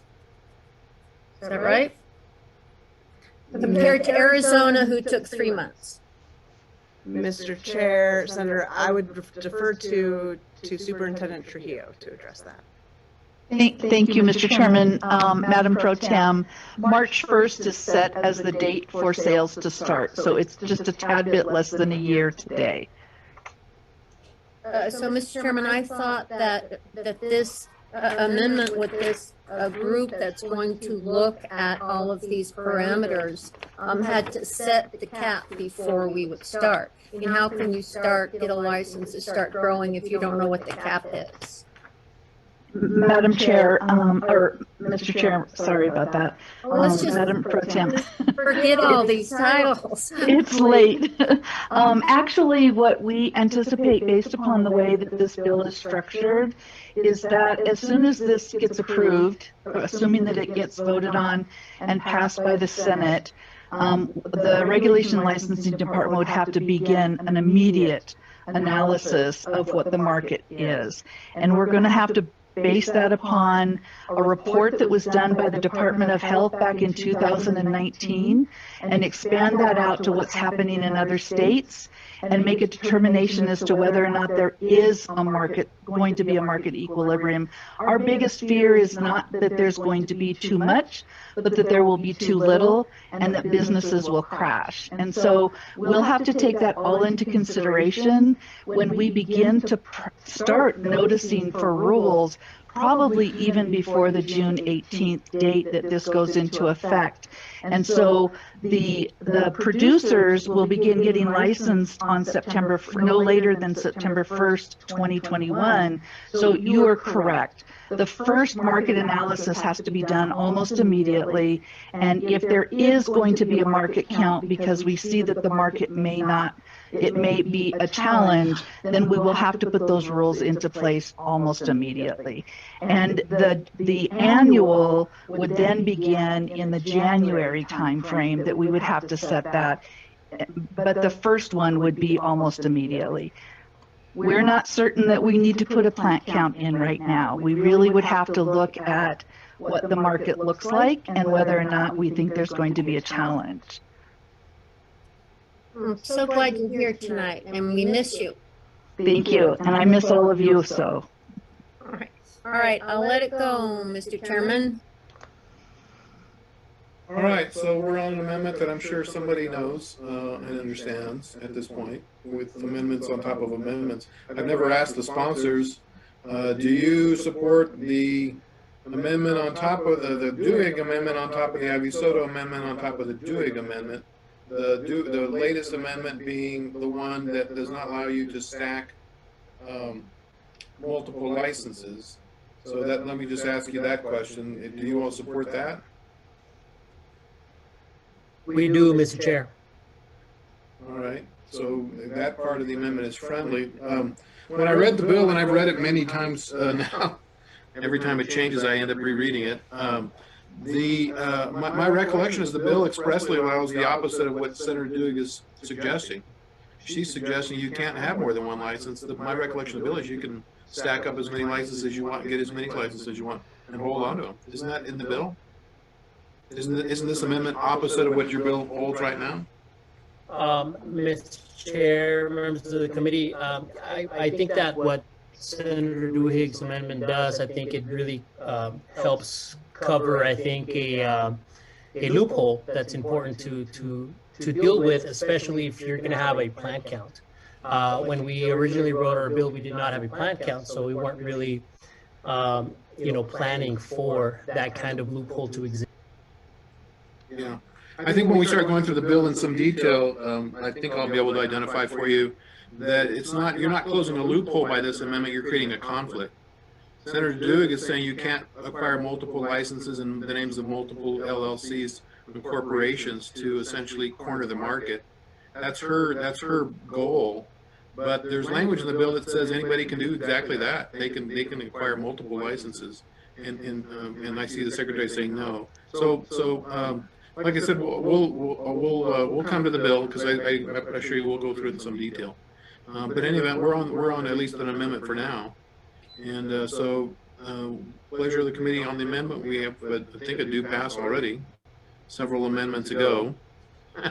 So, what I would move is a due pass on Amendment 220917.3, which is actually already at the proofers to be part of the committee report. Because there are some people in this building that actually roll that bit.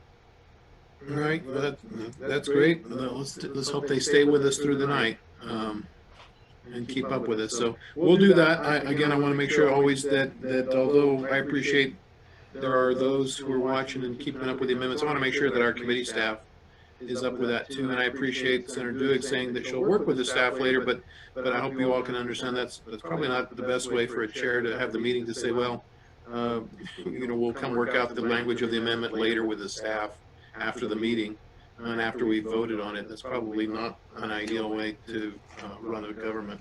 So in any event, we're on that amendment at whatever stage that we are at for the support opposition motions. So is there any objection? I think I've gone to everybody in the committee. So I'd like to go last. We began this session by undoing decades of our liquor license law, and with a great deal of complexity and a lot of very disappointed liquor license holders around the state now.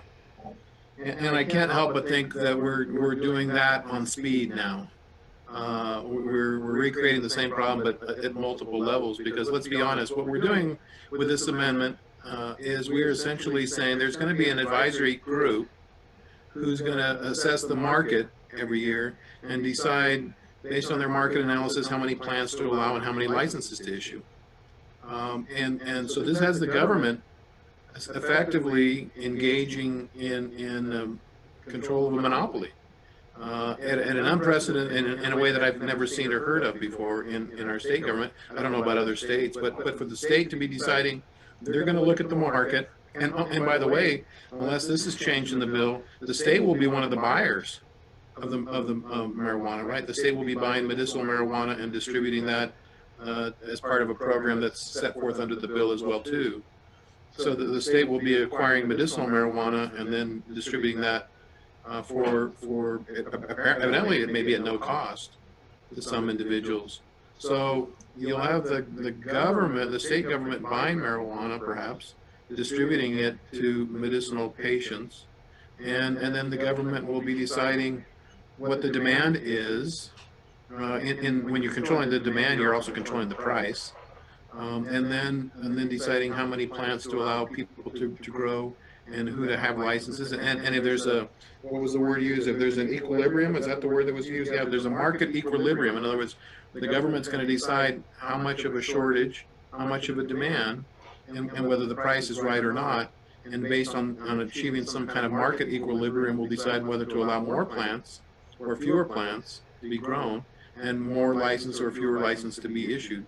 So this really does seem like a liquor license, like I said, on steroids, which is ironic that we spent so much time trying to dismantle that level of control by the government over licenses. But I can't reach another conclusion that that's what we'll be doing here. And then the interesting thing too would be, I really do support your amendment, Senator Dugan, in one regard, because you made a good catch, which is the question is, well, then who gets to make these decisions? And the bill provides for what the Regulatory Advisory Commission, I guess, or committee, right? The Cannabis Regulatory Advisory Committee. And the original version of the bill made sure that the people that were on that committee who make these decisions and advise the state on how to do this, that the people that were on that committee could not be people in the industry. And then one of the earlier committees evidently took that out and thought it was okay for people in the industry to be the ones to advise the state on how many plants we should authorize and who should have licenses. And your amendment, I think rightfully says, no, you shouldn't be industry insiders who are getting to make these kind of decisions or advise the state at this level. So I like that part of your bill. It's hard, or your amendment, it's hard for me to figure out what to do, because I don't think that people in the industry should be the ones part of the decision-making process for plant counts and licenses, who gets them and how many, and et cetera. So I like that part of your amendment, but then the part of your amendment that says that then we'll be analyzing the market and deciding how many more plants or how many fewer plants we want to control the market at the state level, that to me is very, very troublesome. And word was used earlier, I think we represented Martinez. I can't help but see this as the state cartel, state-run cartel. But in any event, I'm perplexed by how to vote on this amendment, because I support part of it and part of it I don't. In any event, members of the committee, yeah, Senator Amisoto. No, I've just, Mr. Chairman, I agree with the commentary that you made, but for one thing, which is the delayed repeal. And this is only for the first 4 years of the program. So as I understand, 3 years of the program. Thank you. So that, as I understand it, that this is simply just to get the program off the ground in kind of a balanced way. But once we're about 3 years into the program, as I understand the delayed repeal, then there would be nobody deciding on plant count limitation. There would be market forces that would take over in its entirety at that time. Sunsets. And thank you, Senator Amisoto, and I appreciate that recognition. You and I also know we routinely eliminate those delayed repeals and extend legislation after we've done so. And it just seems to me the market pressures will be so great. The money we're talking about here is hundreds of millions of dollars. The people who have the licenses and have the control of the industry will work very, very hard to keep that from happening. And there will be a great deal of money available and spent to assure that doesn't get repealed, and that the market takes over, that a free market takes over. Those that are able to control the market for those first 3 years, as you're describing, will get very used to the idea of being able to control that market, and the idea of them letting go and opening it back up. I think there'll be a great deal of resistance to that. But in any event, that's the motion before us. I appreciate your thoughts, and this will be a very interesting experiment for our state. So we're on the proposed amendment. I like the way that sounds. That sounds positive. Come on, Cervantes. Show me as a no. This is Morse. Yep, and show me as a no also, please. All others in support, that amendment is adopted. All right, I have absolutely no idea who has the floor at this point in time after all of that, but I assume it's probably Senator Duig, since you got us started on the amendment in the first place. Senator Duig, you have more? Nope. Nothing more, Mr. Chair. Other members of the committee? Senator Lopez. Mr. Chairman, I have an amendment to propose also this evening. And that would be a 220790.3.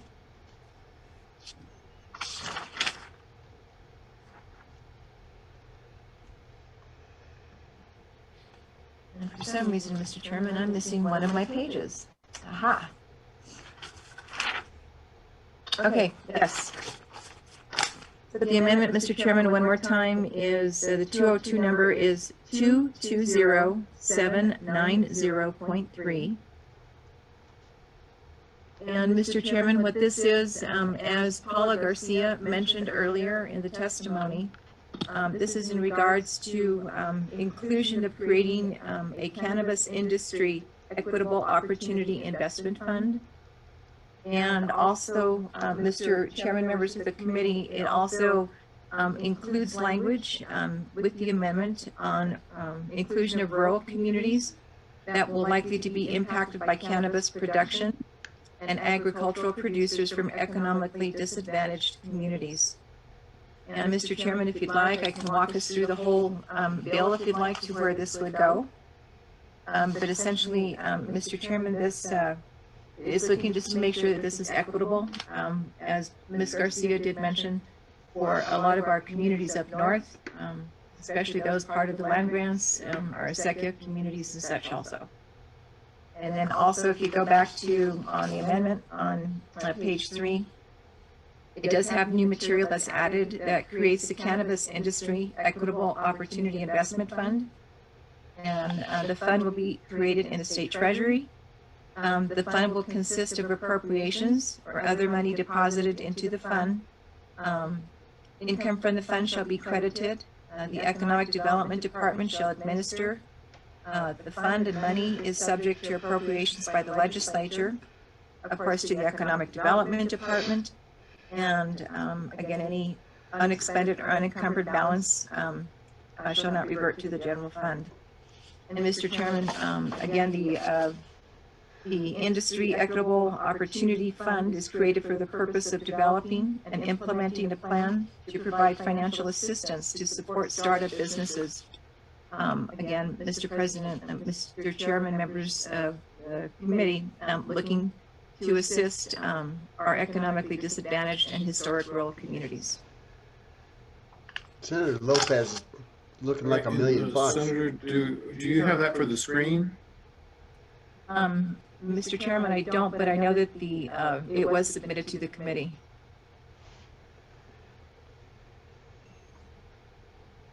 All right, representatives, your position on the amendment.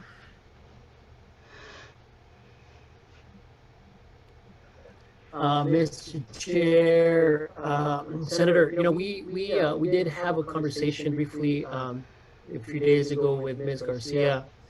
There are parts of the amendment that I think would be okay. Other parts I think might be a little bit more more difficult. For example, I think I think that looking at page 2, we attempt to create. We attempt to strike a balance between subject matter expertise and life experience on the advisory. It seems like this is very specific from a specific community, and we went back and forth with Ms. Garcia on this. One of the suggestions, perhaps, a sort of rural water expert, might work. So that's one issue.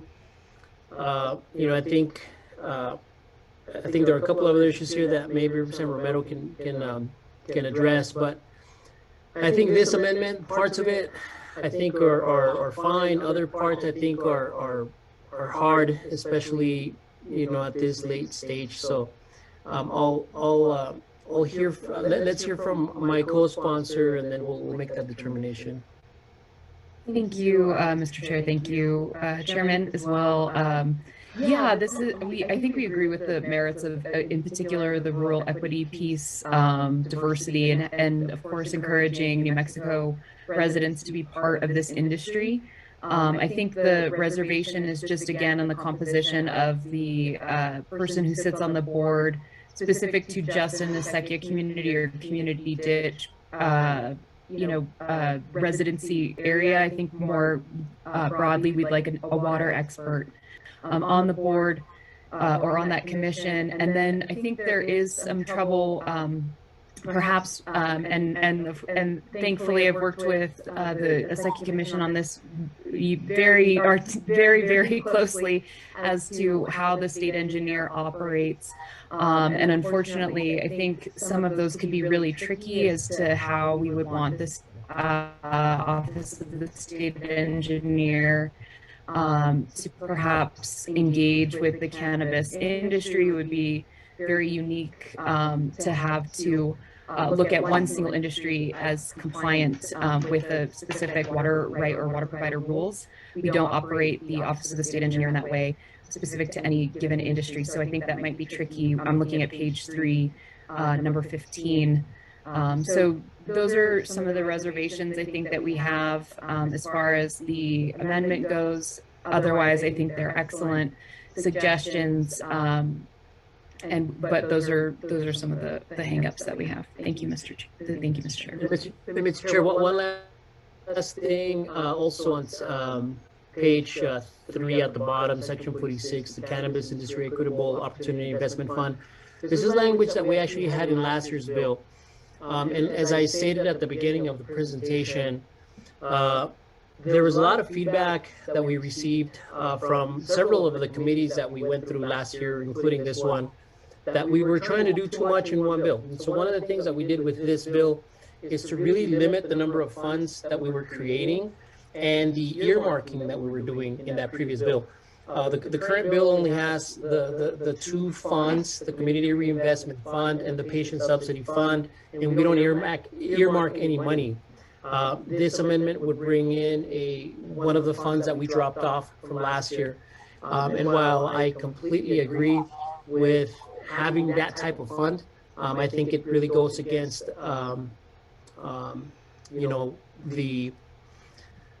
it goes against what many of you said last year we needed to fix, which was to not have all these funds in part. So with that, we'll leave it up to the will of the committee, but I do think that it's got some good parts to it and other parts that I don't think would.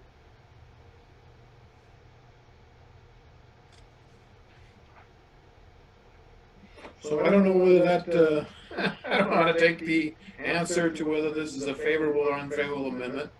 I heard a little bit yes, a little bit no, not really so sure. So I guess the sponsors are going to leave it to this committee. So on the proposed amendment, members of the committee, please. See hands of anyone? Senator Stewart. Well, Mr. Chairman, why can't we get Representative Martinez to tell us which ones are friendly and which ones are not? If he wants to. Yeah, Mr. Chair and Senator Stewart, I think as Representative Romero stated, I mean, I think a seat on the advisory, perhaps somebody from a rural community or rural water expert, that might do the trick, I guess. Looking at page 2, number 9, just so we're looking at it specifically. Correct. Yeah, so on the page 2, number 9. Okay. By the way, it's 11:39 p.m. at night. Think these people are really working hard. I give them credit. Investment fund. I don't think you need it. I think the community reinvestment fund can be utilized in that way. It could be repetitive. So I would say you probably don't need to keep that one.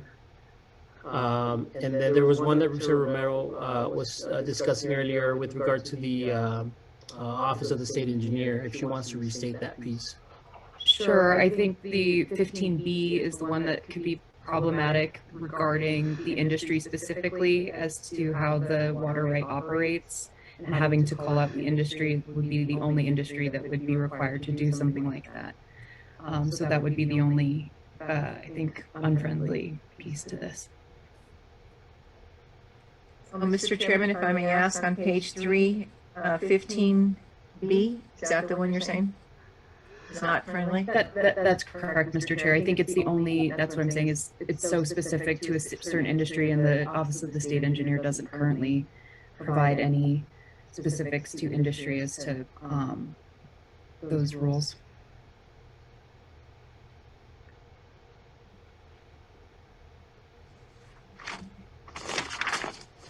And Mr. Chair and Senator, and senators, I should say. So in texting with our expert, Emily Kaldenbach, you know, maybe this makes it easier for all of us. These are what we would consider friendly. 3, 4, 5, 11, 12, 13,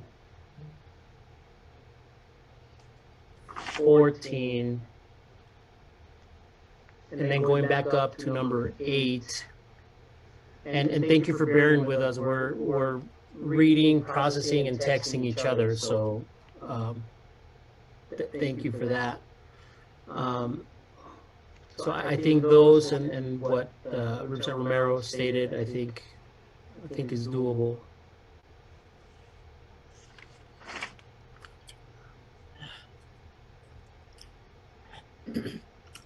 So, Mr. Chairman? Senator Stewart. So I apologize. The speaker asked me to go over to his office for a few minutes, and I did that. And so where did these amendments come from? Mr. Chairman, these amendments came in conversation and working with Paula Garcia from the Acequia Association and others who have been working with her. And Mr. Chairman, Senator, it's my understanding that these amendments were also shown to both the sponsors. And yet the sponsors like about half of them, it looks like. So sponsors like 3, 4, 5, 8, 11, 12, 13, 14, right? That is correct, Mr. Chair and senators, and we these were shared with us, and we expressed that to Ms. Garcia very clearly. And she's been great to work with, by the way, as well. She kind of understands where we are in the game now.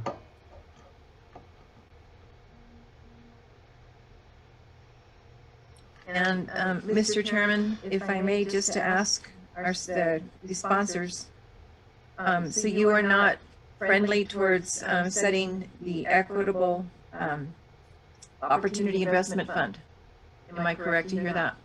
Mr. Chair and Senator, I think based on what feedback we got last year, that we were creating too many funds. We had about 9 or 10 different funds last year, and that was one of them. We made the determination as sponsors of the bill to, even though the feedback was to eliminate all of them, in our bill still exists 2 of them, the Patient Subsidy Fund and the Community Reinvestment Fund.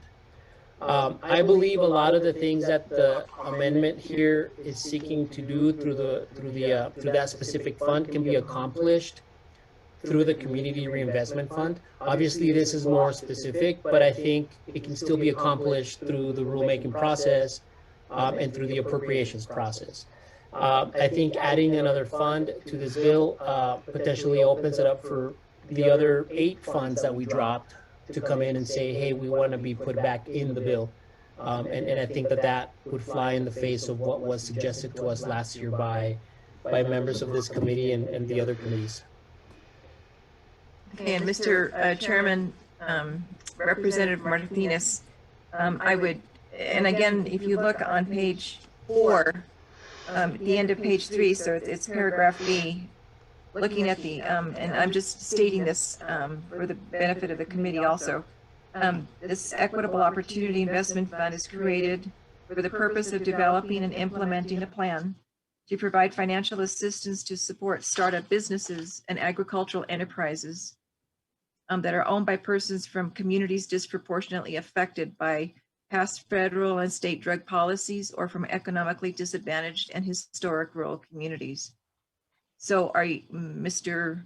Chairman, Representative, are you saying that this type of language is also included in one of the other funds that are included in this bill? Mr. Chair and Senator, not specifically, but I think it could operate that way.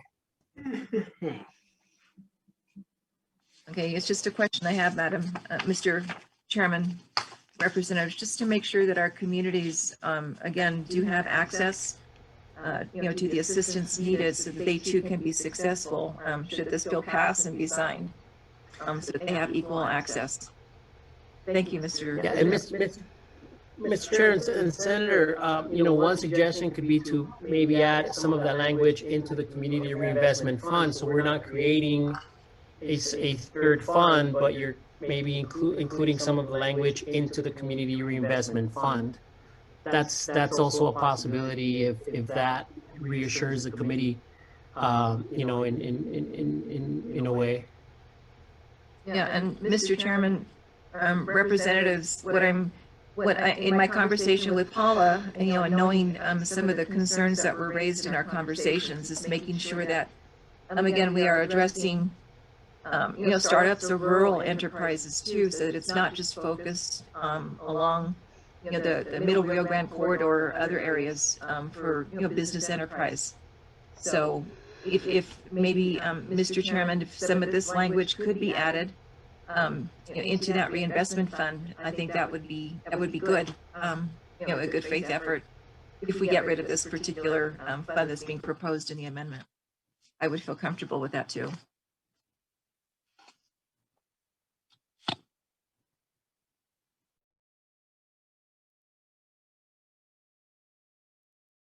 Mr. Chairman, if I might add in, I don't mean to interrupt, but if you look on page 78 of the original bill, line 14, paragraph 2, it has that exact language, Senator, that you're looking at adding, and we could add into the list additionally to supporting housing, job placement, mental health treatment, etc. There's a list of things there. Maybe that's where the economic development could be added in. Just a suggestion on quick look. Okay, Mr. Chairman, Mr. Hill, you were saying, and the bill I have in front of me is actually the committee substitute. So that's correct, Madam. Mr. Chairman, Senator, that is correct. On the committee substitute, if you'll look on page 78, yes. Line 14, it starts with a paragraph 2. Yes. Reinvesting in communities disproportionately affected by past federal and state drug policies, by supporting, and then it goes into a list of things that it could be supporting. Yes. I'm thinking that you could, what I think I hear the representative saying is that you could potentially add in some of the language in that paragraph. Okay. I think that's what I heard, Senator. Yeah, that's you. I appreciate that because that's more of a pointed area. Representative Martinez, is that where you were alluding to for that? Mr. Chair and Senator, I think we were talking more about the Community Reinvestment Fund, so that's page 77. I think that's probably safe. I mean, that's probably a good place to insert it if that's what we wanted to do. Mr. Chairman, if I may, I think the language that we'd be looking to insert would be the starting at the bottom, page 4, agreed. If you've got a list, there would be one more that would be provide financial assistance to support startup businesses and agricultural enterprises in the industry. I think that's the key phrase that you want to add to that place. And I'm being visual from Representative. That would be good. I appreciate that. Thank you. Senator Lopez, if I may make a suggestion, just that we do this as a two-part, with your permission, while you're delineating that. If I may make a motion for us to adopt numbers 3, 4, 5, 8, 11, 12, 13, and 14 from your drafted 790.3, and then once we adopt that, then we can do the other insert. I think it'd be a little bit more organized that way. I second that motion.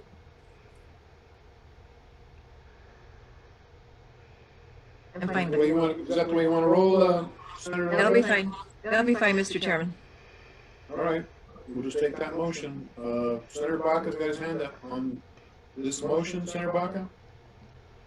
Yes, Mr. Chair, and thank you for recognizing me. You know, I see this motion being added, and you know, we just kicked aside a proposed amendment by Senator Purtle earlier, and because it didn't have some of these social justice issues located within it, and you know, this frequently becomes the problem with the equity part of this. You know, where this equity's good and not the other equity's good, and so now we're adding in a new equity, and is that too much equity or not enough equity? And so you know, this is where this becomes problematic with a bill like this, where we have a policy issue on recreational marijuana, and we have social justice mixed in with it, and so now someone has to decide what's equitable enough or what's too equitable.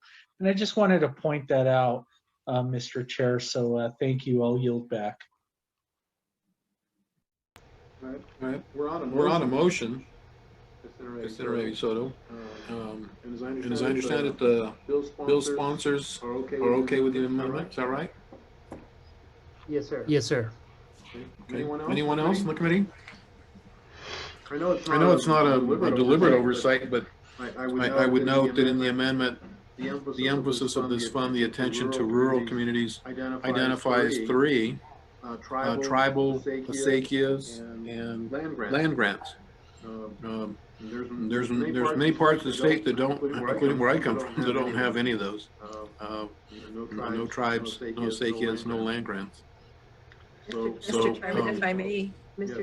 Chair, It does say also other rural historic communities. And that does, I know, include, some of our communities down in southern New Mexico too. Right, and I appreciate that, Senator. So I realize it's broad. I think anybody trying to apply the fund or do the intentions of the fund can't help but recognize the communities, rural communities that are identified by name. But you're right, we might fit into the catch-all.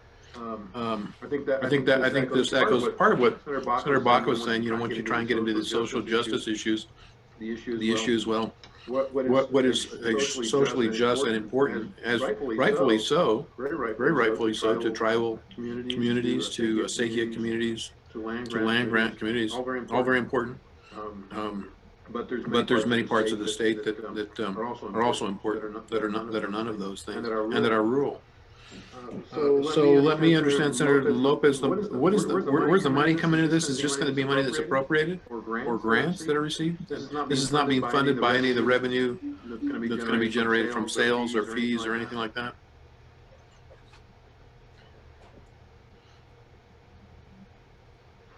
Mr. Chairman, go ahead, I'm sorry. Go ahead, Representative. I was gonna clear up, Mr. Chair and Senator. The answer is no. These funds are simply created in the statute, in the bill. They would be funded through the appropriations process, but there's no earmarking. So the appropriators would have to do their due diligence and decide, you know, how much would be in each of these funds. And Senator, so would the fund start with anything in it right now? No. Okay. Nothing to start with right now, Mr. Chairman. All right. All right, that's all the questions I have. Members of the committee, we're on an amendment to adopt parts of the amendment, parts not. And Mr. Chairman, actually, if we could hold off on this for just a second, I'm getting some information from the compilers that there may be some conflicts within the bill at this point if we were to adopt those.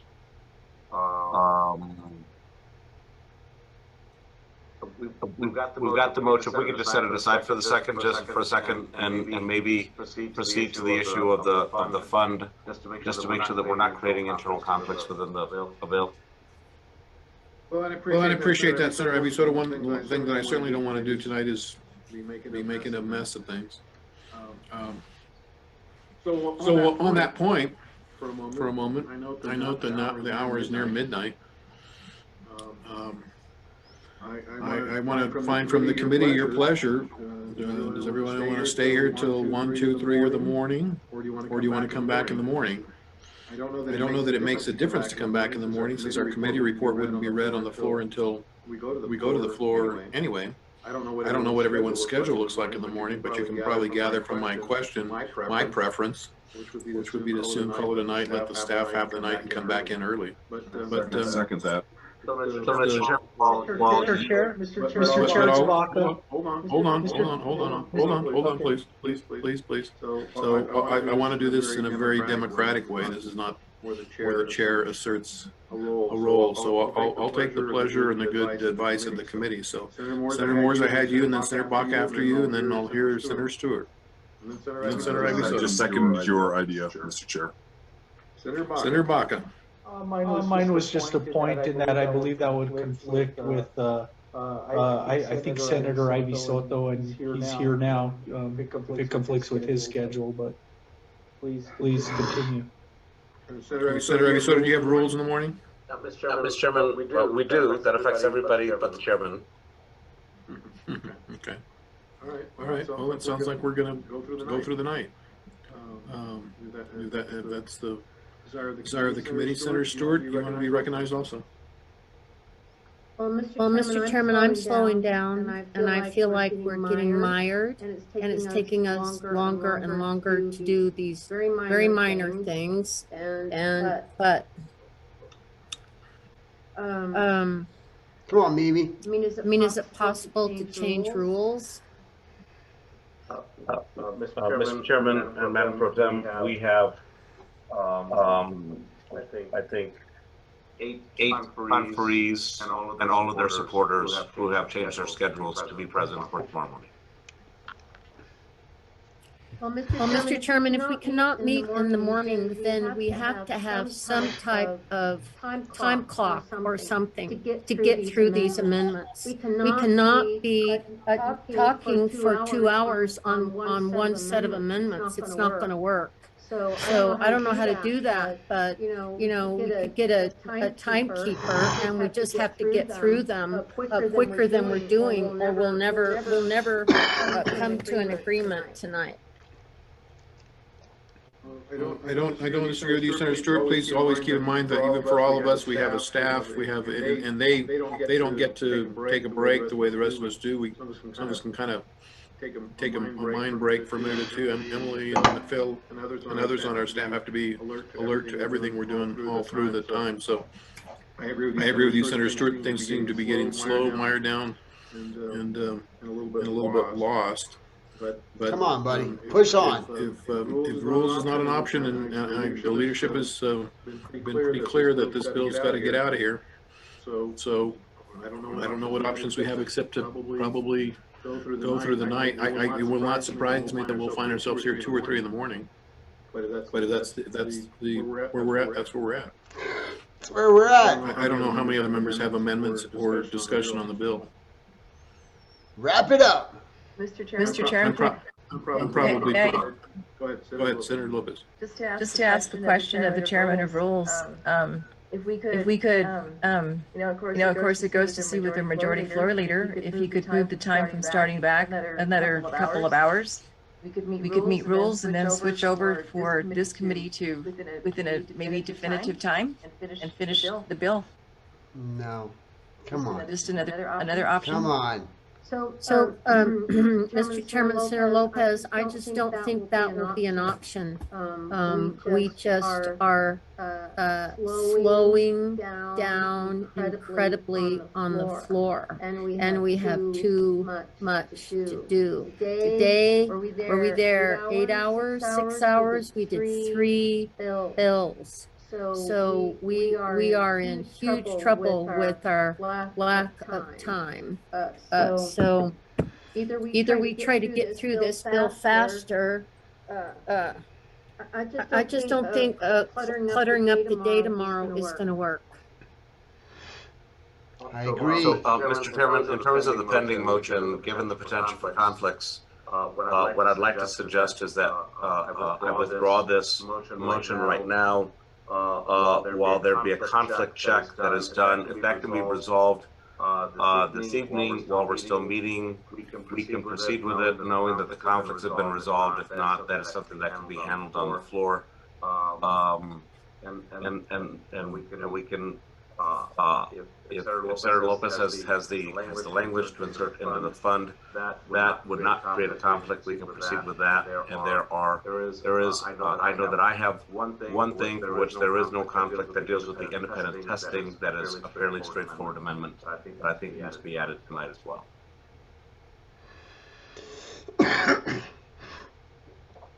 Senator Lopez, you still have the floor. It's your amendment. Senator Ivy Soto modified your amendment by suggesting passage of certain paragraphs and excluding others. It's your wish, Senator Lopez, as you wish. Sorry, I was on mute. So if I'm understanding, though, from what Senator Ivy Soto has said, is that there are conflicts within even the proposed amendment, which he's just withdrawn. Is that correct? Potentially so, is what I'm being told. Then we don't have an amendment being proposed at this point. What I would like to propose, Mr.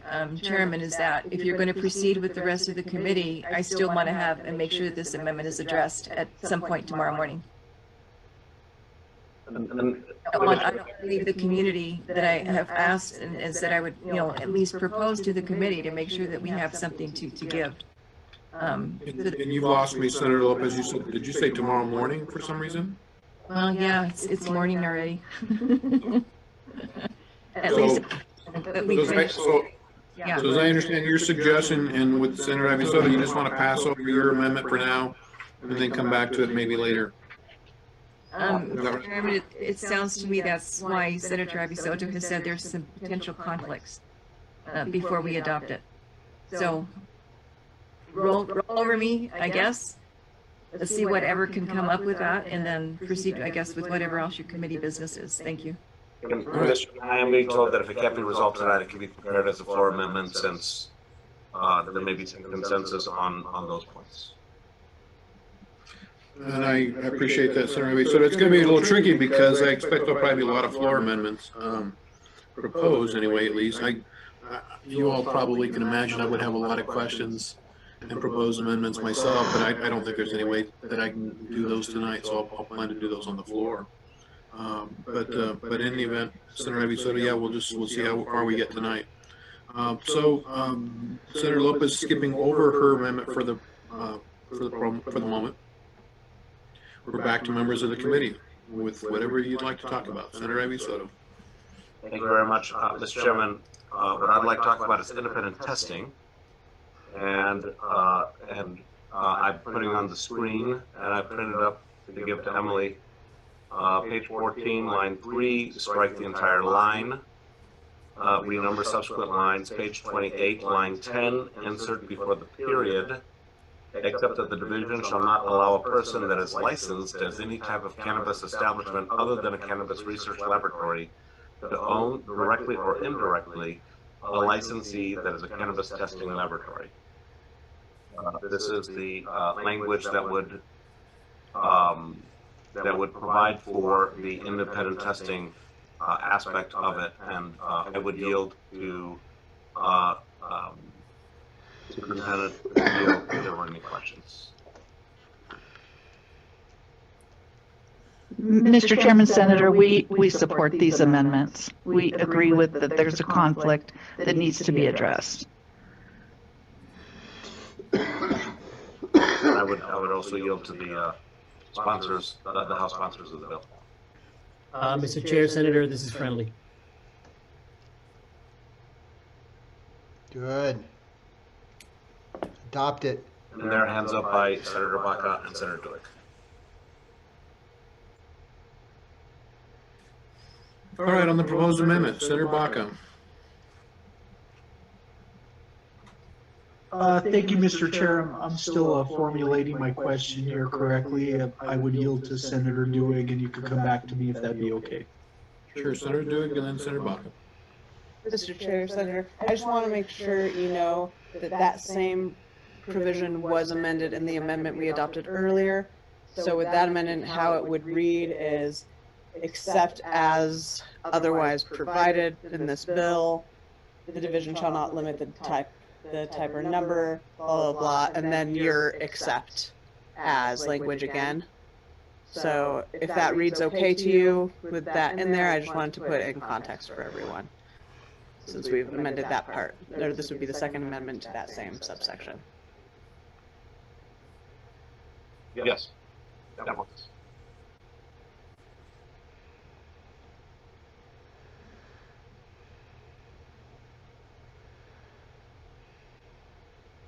All right, we're on that amendment. Could we go back to the screen again? Anyone else on, oh, I'm sorry, we were going to go back to Senator Baca. Senator Baca, anyone else on this matter before we change the screen that? All right, Senator Baca, did you get a chance to put together your ideas? I certainly did. Thank you, Mr. Chair. And actually, I was looking at the identical thing that Senator Duig was there. So I think that that has addressed at least my concern. So thank you. So, Senator Abisoto, I don't have the opportunity right now to put this in the context of the bill, but I'm still trying to read it. Before the period, except the division shall not allow a person that is licensed as any type of cannabis establishment other than a research laboratory to own directly or indirectly a licensee that is a cannabis testing laboratory. I'm missing something there. It doesn't, you can't own a cannabis testing laboratory if you're a cannabis testing laboratory? What am I missing here? You're missing the other. So with the word other, then if you're a cannabis research testing laboratory, they're fine, but if you're any other kind of licensee, you cannot own directly or indirectly a cannabis testing laboratory. So a cannabis testing laboratory is a form of licensee under the bill. Right? So and a cannabis research laboratory is a cannabis research laboratory different than a cannabis testing laboratory? Mr. Chairman, yes.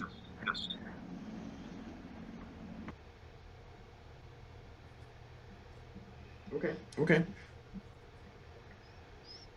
Other members of the committee, anyone else with questions on this proposed amendment? Mr. Chair, sorry, can I just ask one clarifying question?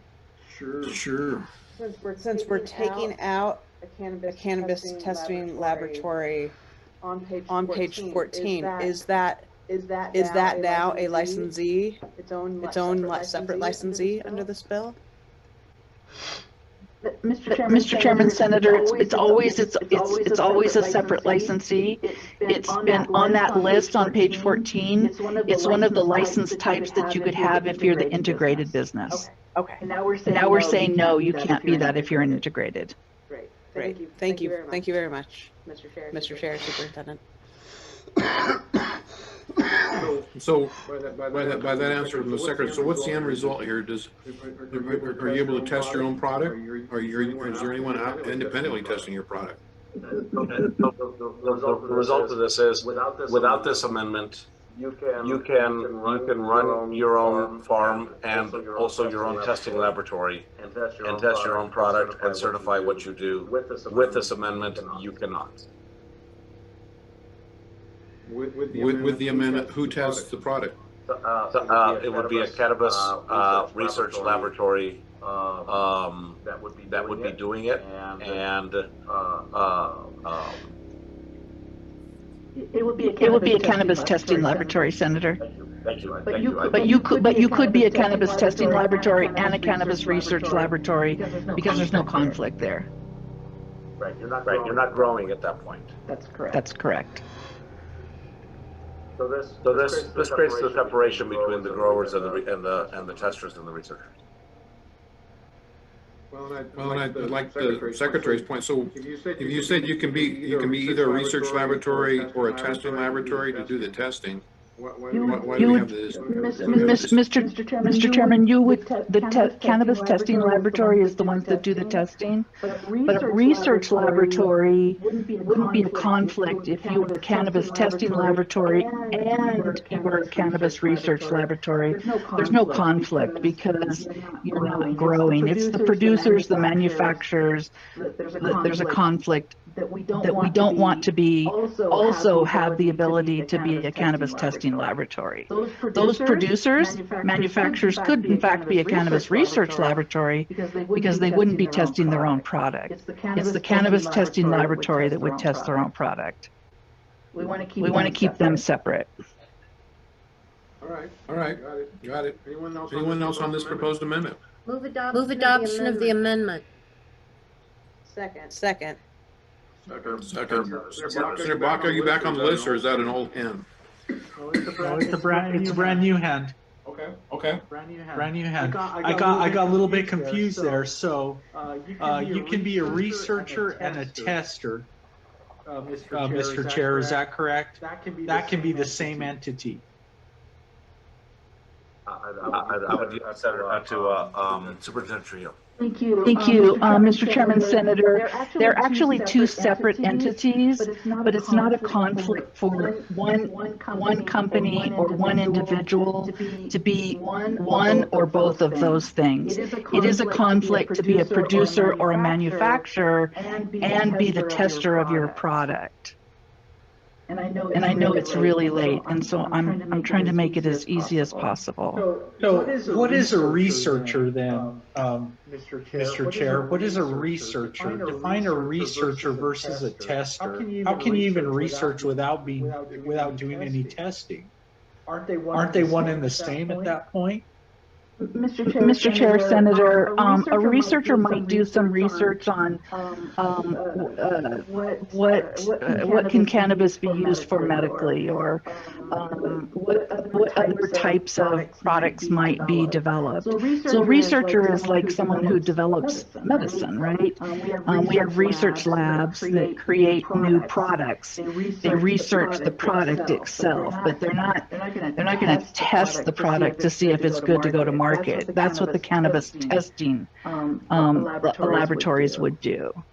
I'm afraid, Mr. Chair, that you've confused me a little bit more then. I'm sorry. I thought a researcher and a tester really could be under the same license and really the same entity at that point. Is that incorrect? This guy's just wasting time. From a grower. He's just trying to keep people up late and annoy him. Mr. Chair, Senator, you could have, they're each separate licenses, but at the point that you're a testing lab, there wouldn't be a conflict if you wanted to get another license and also have a research business.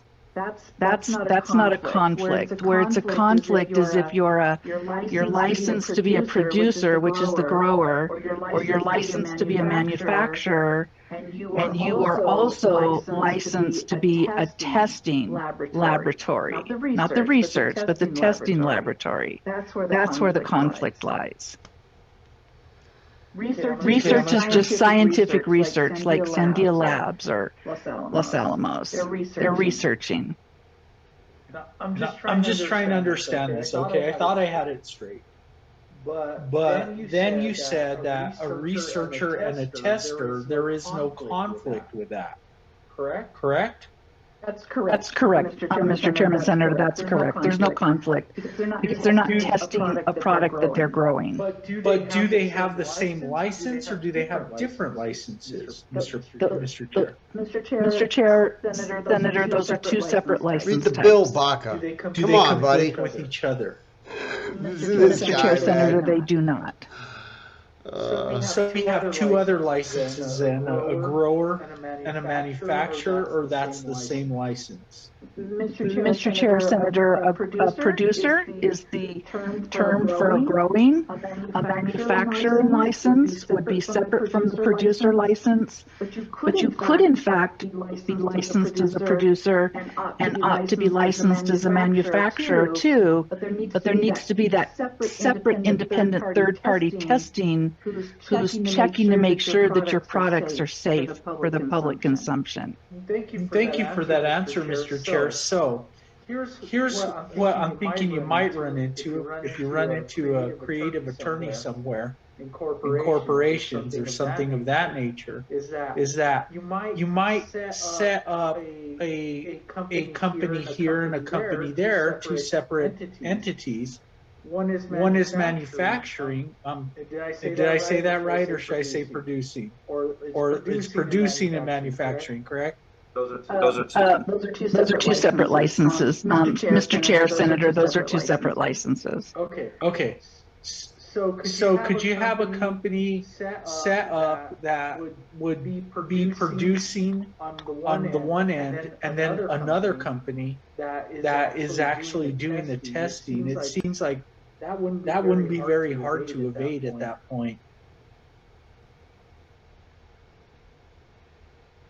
Mr. Chair, Senator, I think that would be the instance where Senator Duhig's amendment would come into play. I was trying to listen to that conversation and I didn't actually see the wording, but I do think that that's where that language would come into play, as well as in the instance of the micro business, because the micro business can only have one of each type of license. So I do think that her language would help protect that against that.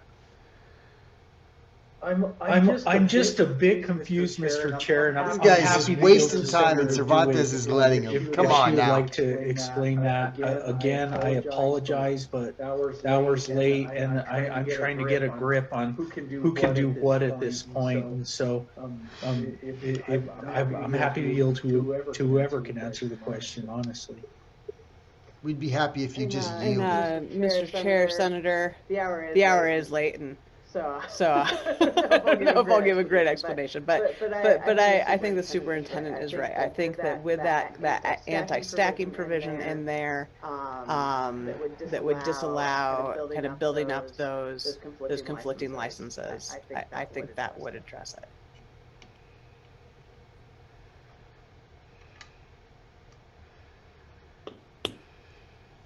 Thank you, Mr. Chair. I'm relying on you there, Senator. With that answer, I'm a bit confused as to it still, and who has basically authority to under this bill to perform certain actions and where the conflicts exist. I see where the conflicts exist too.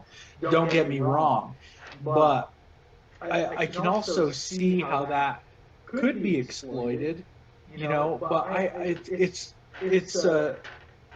it gets a little strange that we have these types of licenses, and the problem is you start separating them out to such an extent that confusion just kind of exacerbates in a way.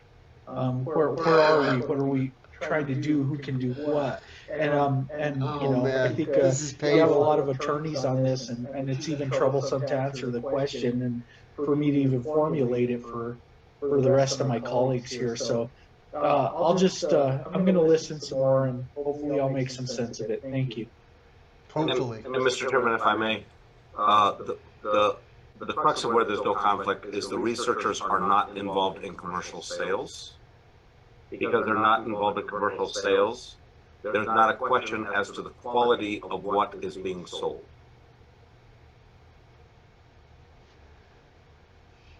whereas the other ones are involved in commercial sales, and that's where we want the separation. Good plain English. Anyways, Mr. Chairman, if it would be appropriate at this time, I would move adoption of the amendments. Okay. Anyways, I'd move adoption of the amendment. All right. Second. Second. All right. Any objection? No. Senator Baca. Objection? You can show me objecting just because I just really don't have quite a grip on it there. So I won't hold you up anymore, though. Just show me objecting to that. All right, very good. Did I ever ask the bill sponsors on that one? You all okay with it? It was a friendly amendment. Yes, Mr. Chair. All right. What else, folks? Move it to pass. Bill? Yes. Sure, why not? Let's do it. It's a bit early.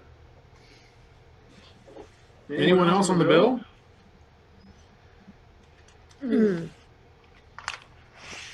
Senator Stewart, is that nothing? So. Groan? No. So, Mr. Chairman, I'm quite confused, but that's all right. It'll settle down. So I still don't have any idea about when retail licenses will be available. Are we talking March of 22? Mr. Hill? Mr. Chairman, Madam Pro Tem, that is correct. March 1st, 2022 is the date that the amendments in the tax committee were added in. And Mr. Chairman, before we go to a vote tonight, and I do note that we have the Secretary of TRD with us, I think there was one tax amendment. If we get the number, we can bring it up real quick.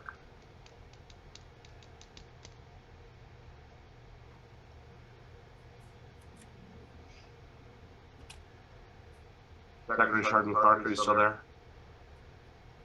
Yes, Mr. Chairman and Senator, I'm here. You have the 22 number for that amendment? Oh, yes, I do. Sorry. It is 220730.4.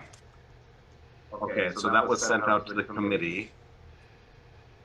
And if I may, Mr. Chairman, Secretary Chardon Clark, would you explain, it's a fairly lengthy amendment, but would you explain what the tax amendment is? Thank you, Mr. Chairman and Senator Ivy Soto. This amendment includes some technical cleanup that really relates to RLD at the beginning of the amendment, followed by tax issues. Would you like me to start with the tax issues? I would like for you to proceed in the most expeditious manner possible. Okay, so I'll be skipping a few of the pages, and maybe Superintendent Trujillo can pick up. So on amendment number 2 makes a change to the title. Basically, we're replacing what is currently in the bill 3 separate taxes, an 8% state excise tax, 4% municipal tax, 4% county tax, with one single 12% tax. And really what we're trying to get to here is simplicity in the taxation, and it won't end up affecting the amount of money that can be collected. So we change the title to no longer reflect the municipal and county cannabis excise taxes, because there will just be one cannabis excise tax. And then the rest of page 1, 2, 3, and 4 are all related to RLD until you get to Amendment 18 at the bottom of page 4. Here you can see we're striking the word 8 and inserting in lieu of 12, which is changing the cannabis excise tax from 8 to 12%, because now it incorporates both the state share plus the muni or county share.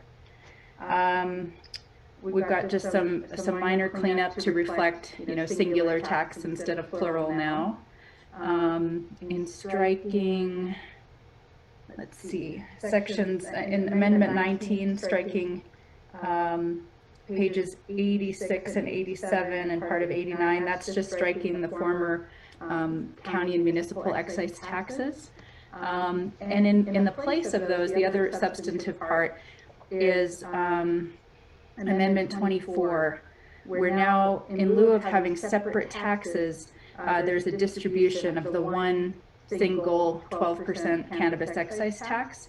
So you can see in paragraph A that if the sale of the cannabis occurred in a municipality, that 33.33%, or 4 out of 12%, will be distributed to the municipality. In paragraph B, the same thing for counties. If the sale occurred in the unincorporated area of a county, 4/12 or 1/3 will go to the county. Madam Secretary, pardon me, I appreciate the technical aspect of this. Thank you. Just this question. Bottom line, does this change who gets money under the tax? Thank you. It does not, Mr. Chair and Senator. Does this save money for TRD in administrative?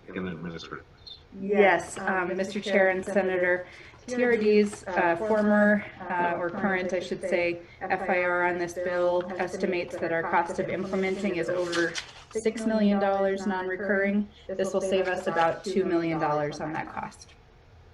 And it also will save us recurring money in not administering the local option taxes in such a complex way. Well, everybody gets the same amount of money. We save $2 million and save money going forward. Thank you, Senator. Yes. Move adoption of the amendment. Is this a friendly amendment to save money? Yes, it is, Senator, Mr. Chairman. Okay. So, Mr. Chairman, I would second Pro Tem's motion. All right.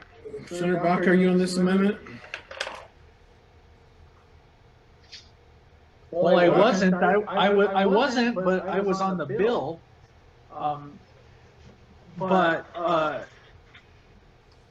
So I hear the tax. Okay, so part of it's going to the municipality.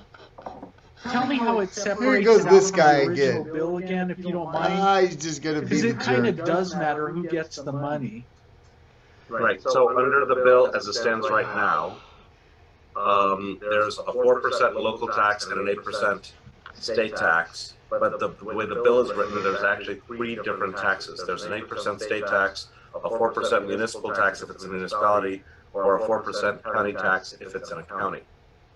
Instead, what this does is makes it a single 12% or 12% tax, of which a third of it, 4%, would go to a municipality if it's in a municipality, or would go to a county if it's in a county.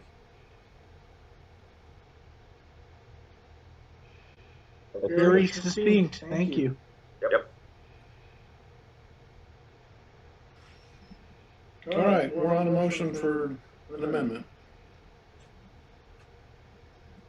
Senator Lopez, are you on the amendment? I believe so. I am here. Senator Lopez. Are you on this amendment? Oh, no, it's on another question. Thank you. Senator Soto, summarize the amendment for us again. Sure. We have, under the current bill, a total of 12%, which 4% is local, 8% is state. Under this, we have a total of 12%, of which 4% is local, 8% is state. By doing it this way, we save $2 million up front, and we save money down the line in the tax administration. So I'm still missing something. You're reducing the tax, and that saves money, no? We're not reducing the tax. The tax is the exact same amount, but it's a single tax distributed by TRD, much in the same way that TRD, for example, think about GRT, where there are distributions in GRT to different people. You pay one tax, TRD distributes it. This is the same sort of a thing. Instead of administering 3 different taxes, they're administering a single tax with distributions. I heard you saying initially that it was taking it from 20 to 12. No. Is that incorrect? That is incorrect. All right. All right, on the amendment. Senator Baca on the amendment. Thank you, Mr. Chair. Sorry to bother with that. So I think that, okay, so now what I'm understanding then is that the tax collection will be from one body rather than 3, and that's where you're deriving the savings from, correct? That is correct. Yes. Okay.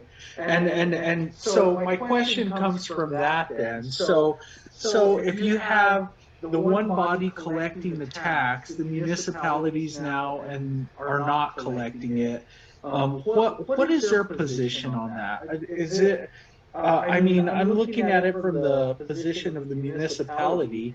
How do they feel about a non-direct tax coming from the state rather than going directly into their coffers?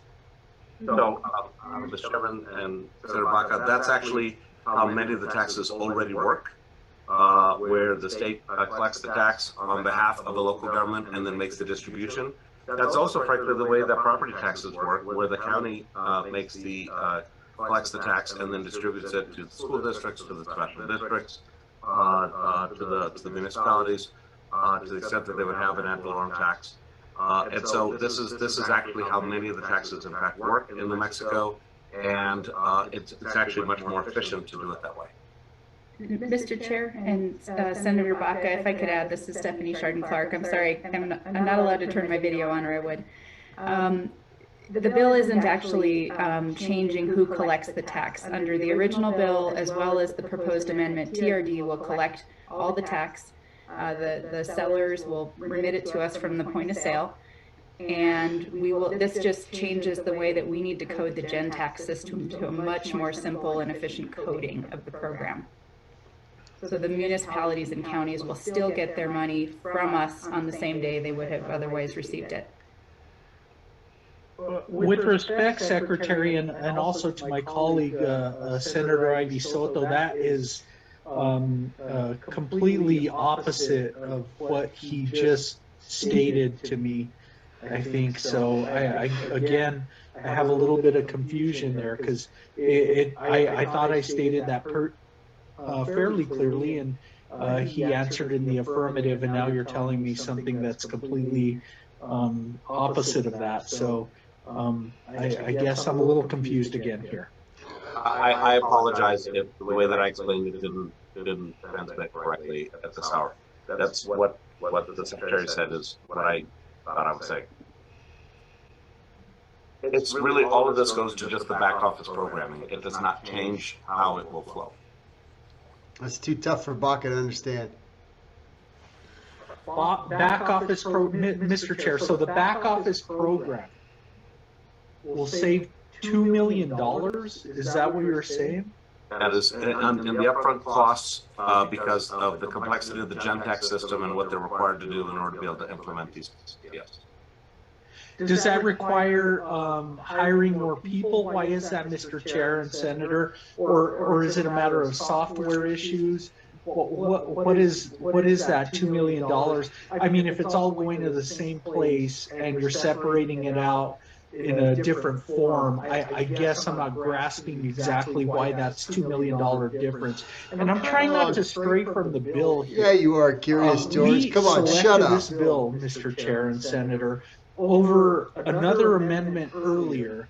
This is superior, so why is that a conflict? I don't understand that.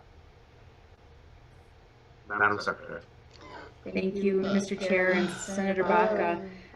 The back office programming, if you will, is the taxation and revenues gen tax system. That's the tax system of record.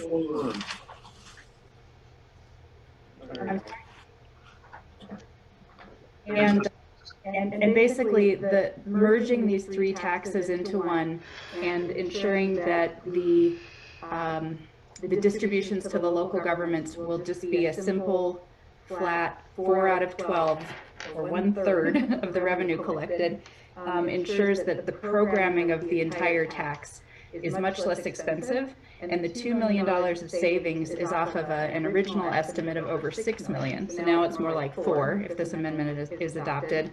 And it reduces our contractual expenditure to the gen tax vendor.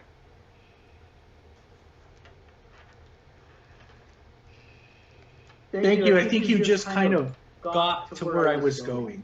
So it's really the same operation, but it's a contractual issue that we can do these two things in identically the same way as far as we're concerned. But through a contract, if we do it one certain way, it's $2 million more expensive than the way that you're proposing here, Mr. Chair.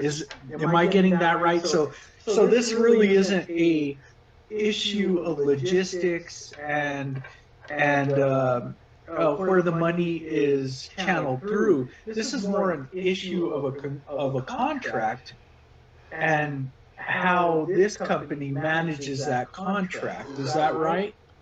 Oh, you're a Mr. quick one, Chair and Baca. Senator Baca, that's correct. And this proposed amendment will allow the contractor to spend much less time doing the program and therefore invoice us much less. Oh, again, that's too easy of an explanation. He won't get that. I think that is I got to tell you, Mr. Chair and Secretary, and thank you, Secretary, for your explanation. You cleared it up for me. But I got to tell you, Mr. Chair and Senator, is that is an odd way to clear up a contract issue. That you can do the identical amount of work, and you do it this way or you do it that way, and the price tag to that is $2 million. If that doesn't point out a problem as to how we're doing business with some of these contractors who are processing basically a computer program and pressing buttons as to where the money goes, I mean, if that's not an expose, that's really strange, and maybe we should look into that at some point. But And that has what to do with cannabis, We're collecting Baca? the money; it's going to the same Why are you place, wasting and everyone's time keeping somehow, this up? if we don't put this in You hear your legislation, it's stupid $2 million explanation more here? or less. Thank What an you. embarrassment I this understand guy now. is. Thank you. Shut up. So, Mr. Chairman, could we Oh, it's vote getting too on late for the this. amendment?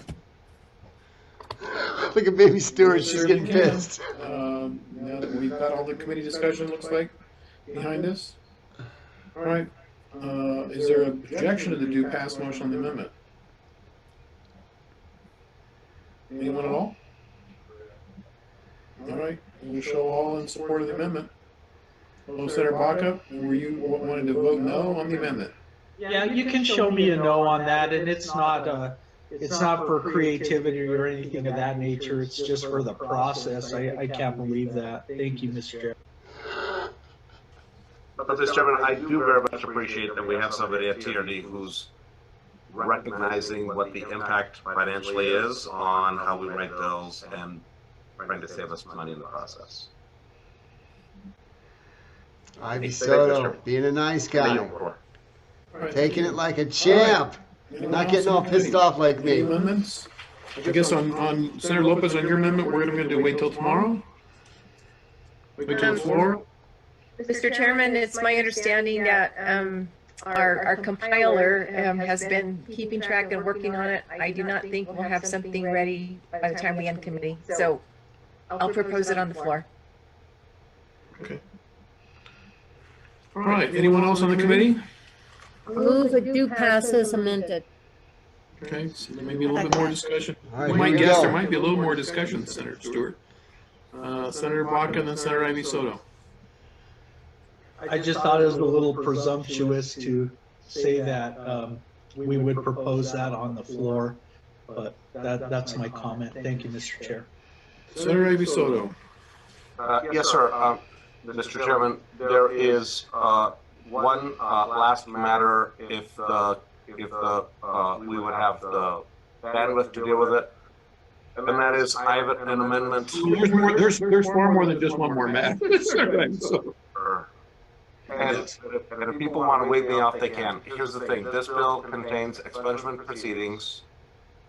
And while most of the expungement proceedings are automatic, not all of them are. And there's an idiosyncrasy in the law dealing with expungement right now, where when you file an expungement petition, the expungement petition is not filed under seal. And so then that kind of defeats the purpose of the expungement. It's filed under seal at the end, but by then mugshots.com and a bunch of other people have already downloaded the information.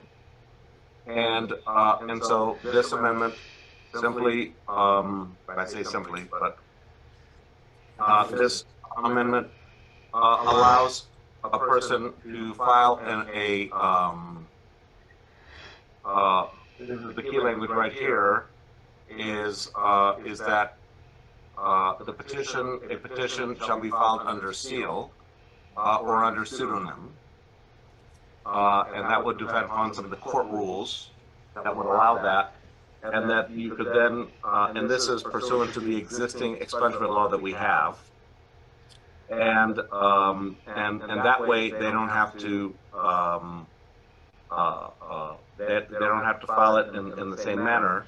And so we do have, however, some of the accountability issues in terms of party that would like to object to a petition and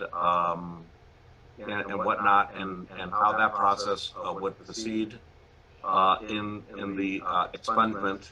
And so this amendment here, much of which is cleanup. Sorry for going so fast. But anyway, it allows people to file an expungement under seal when they have to go to court to do so. And I would yield to the House sponsors in terms of their position on that. Thank you, Mr. Chair. Senator Avisoto, I think this is a very thoughtful amendment, and we would take it as a friendly amendment. Thank you. All right, all right.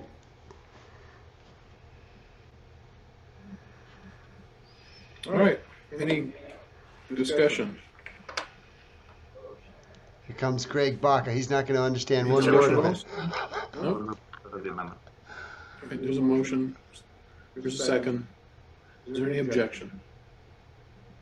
There we go. Senator Baca, are you objecting? No, I'm sorry. I just had a quick question here. So, question on the amendment. Go ahead. So this is an expungement. There's a conflict, you said, on the expungement statute? Yeah. So Senator Baca, when we adopted the expungement statute, we a few years ago, which is so that statute is already law. One of the procedures in the expungement statute, though, is that there's no authority under the existing law for that expungement to be able to be filed under seal. So you file the expungement and it's not under seal, and so what happens then is that it actually defeats the purpose of the expungement, because you expunge the underlying case. So this doesn't open up any new expungements. But what happens is that the underlying case gets expunged under existing law, but the case where you're filing the expungement is out in the open, and it basically defeats the purpose of expunging the original case. So is this an issue, Mr. Chair and Senator? Is this an issue of this particular bill, or is this just a problem within the law in general? Mr. Chairman, Senator Baca, it's both, because part of the social justice issues within this bill is that this bill has expungement provisions, and one of the feedbacks that we've gotten as this bill has traveled through actually is that the Administrative Office of the Courts has asked that we provide this clarification in statute. And again, Mr. Chair and Senator, and thank you, I appreciate what you're trying to do, Senator, here, but again, we're looking at how many times have we revisited this tonight, Mr. Chair? The problematic condition of combining the social justice part of this bill with the thing we're trying to do, which is the promotion and recreational use of marijuana. It is problematic throughout the statute. And maybe this is something that I should be saying on the bill, but now I'm revisiting it again and over again.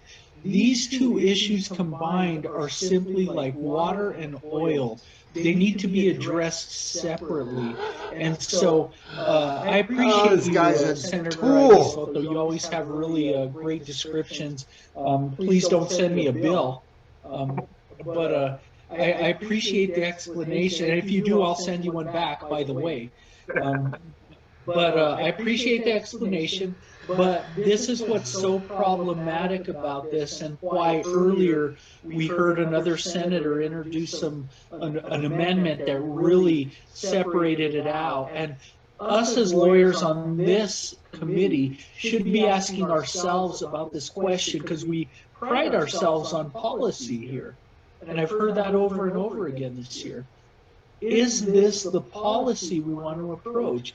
Do we want this intermingling, or should it be approached as a separation? And, you know, I think we've answered that a few times tonight. So I appreciate your answer, and I see what it's trying to do, and you're going to construct, I'm sure, Senator, many thousands more amendments to separate the water. This is called professional bullshitting, what Gregory Baca is doing. Professionally and politely wasting everyone's time to get his mediocre points across. On the committee. And, Mr. Chairman, I would just comment that this is the last amendment that I have.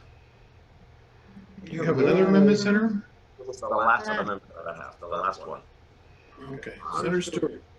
Can you just tell me where in the bill this change will be, page and line? I don't have your amendments. You just tell me where it is in the bill. Certainly. We are actually adding it at the end of the bill, so as to not create any compilation problems. So we're adding it as section 80 of the bill. This does not amend any existing provisions within the bill, but this was identified by the Administrative Office of the Courts as something that would be needed to clarify the proceeding so it's responsive to that analysis from the AOC. Thank you. Mr. Chairman, Senator Ivisato, can you tell me the pages where the expungement is in the bill? Oh, okay. Oh, I see. The expungement provisions that exist already in the bill. Yes. Yes, certainly. If I could, I think she may be able to find it more quickly. Yield to Ms. Altenbach.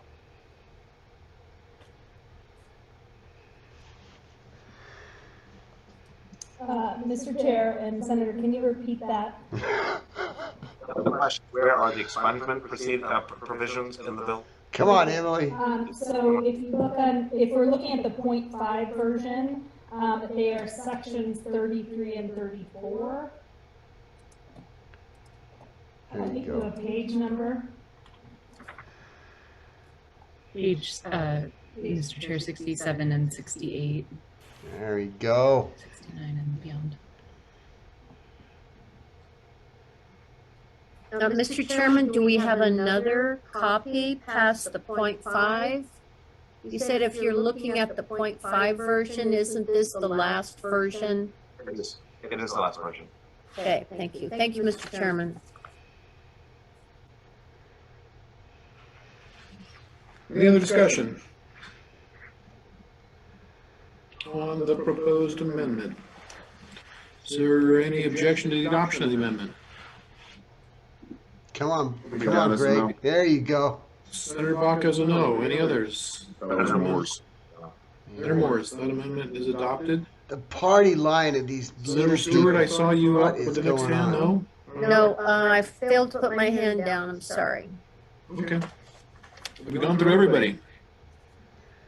All right, I have a few questions. Let's start on page 1, line 1.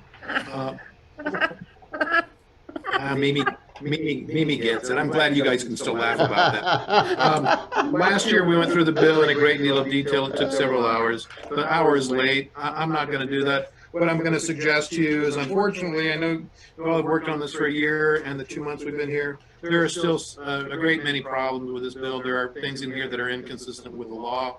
I'll try and identify them for you quickly. So perhaps you can work on the bill a bit between now and the floor and maybe avoid a lot of amendments. In some cases, I just don't think your bill has been very carefully read.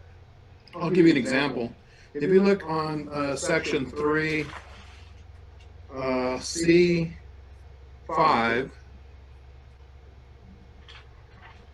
Could we get page numbers? Yeah, I wish I could do that easily for you, Senator. The problem is that I'm working off of the version of the bill with the amendments in context, so I'll try. Okay. That's all right. No, I'll find it. So let me give you an example. If you go to page 15, that's where it's at. section 3C5, you see that? Yes. This is a list of the things that the division is to promulgate rules. If you look at C, it says that by that date, January 1, the division shall promulgate rules. If you look at rule number 5, which first of all, the whole structure of the bill is kind of a little strange sometimes because it doesn't follow the way we normally draft statutes with regard to paragraph numbers and sub-paragraphs. I'll give you examples of that in a minute. And that's what happens when you do a lot of cutting and pasting. But if you look at that subparagraph 5, line 18, the division is supposed to promulgate rules providing that any adult who's 21 years or older shall be permitted to purchase at least 2 grams of cannabis flowers and at least 16 grams of cannabis extract at one time. I'm sure you mean the opposite. I'm sure you mean the opposite of what you have written in your bill, because what it says here is an adult 21 shall be permitted to purchase at least 2 ounces of cannabis and at least 16 grams at one time. And that means you could purchase 100 pounds or ounces or unlimited amounts. I'm sure you don't mean purchase at least. You probably mean to say the maximum. And I think elsewhere in the bill, that's probably what you do say. So this is just one example. I'm not going to spend all night going through the bill, but there are things in the bill that are clearly just the opposite of the way they should be written and the way they're intended. And we just don't have the time tonight to go through all of those with you. The bill gets strange really after that, because if you look at, you're listing here the rules that are going to be promulgated, but then you go from paragraph 5, A, B, C, and then if you look on the next page, then you go to subparagraphs 1 and 2, within subparagraph C. All of this structure is just not the way we ever structure bills. We usually structure paragraphs. We don't put paragraphs within paragraphs like that, number them within another paragraph. Just none of this is conventional statutory drafting. And I'll note that if you look on page 16, interesting here, let's see, if you look at subsection C on line 2, it says, as to a commercial activity, the division shall not limit the number of plants the licensee may possess, cultivate, or manufacture. Is this where we amended earlier today? Mr. Chairman, Mr. Chairman, that is amended out in tax, business, and transportation. Okay, and that's why I got to look back at my other copy with the amendments in context. And if you look at the, let me do that for just a second. If you look at, let's see. Give me just a second here. I'm sorry, I'm just jumping around from too many different bills. I'm just going to try and work from the bill itself. If you look on page 16, line 6, this is subparagraph C, and it looks like this is all still retained. So are you still with me? Mr. Chairman, lines 3 through 6 are eliminated, and a number 1 is added, and it starts with a consumer shall be, and then it says permitted to. Right. And again, here's an example where I think what you've written is probably the opposite of what the bill really is supposed to say, which it says in that paragraph, a consumer shall be permitted to possess at least 2 ounces of cannabis flowers and at least 16 grams outside of the consumer's private residence. So what that means is you could have 100 ounces or tons of cannabis and extract outside the home. It's the opposite of what I think you intended. What you're saying here is the consumer shall be permitted to possess at least 2 ounces of extract. And so, again, your bill is saying the opposite, and I see Senator Stewart laughing. So I think she's reading it the same way I am. Your bill reads the opposite of what I think you clearly intend. So once again, I just don't have the time tonight to do this with you, and I know you don't want to do that with me. But I do really think that the bill is not ready for this and lots of other reasons that I could go through with tonight, where again, the bill just says the opposite of what it's clearly supposed to be. If you're interested in making those amendments now, though, I think we would be fine to revise that, since they are pretty simple, and just you understand the intent and we understand the intent. We would love to be able to entertain that. No, I've been hoping really that we would get a bill to this committee that was ready to go. And I appreciate you being very nice about that, but it's nearly 1 o'clock, and the committee does not like it when I do the page 1, line 1, which is what I would do. I would start going through this, showing you all the places where the bill clearly is wrong, and clearly, you all can do this. You can do this tonight, tomorrow, and work on it harder. And you don't need me to do that. If people were reading this bill carefully, they would realize that it's written wrong. And, you know, we can enact it, and just find out later that, you know, we just ignore what the statute says and say we knew that we were really intending the opposite of what we wrote. But it's just not the way I roll, gang, and that's just me. I know that I'm seen as negative to this issue, to this bill, but what I'm really negative to is just creating bad law. And I can give you other examples. I'll try to go through them, some of them quickly. You've created some commissions, but in some cases you don't give any idea how many members are on the commission. So we talked earlier in the night about a very important commission, the Regulatory Advisory Commission. This begins on, I think, again, I'm working from two different versions of the bill. This is going to be, where? Section, I can't keep it straight, gang. On my version of the bill, it's on page 23, which is with the amendments in context.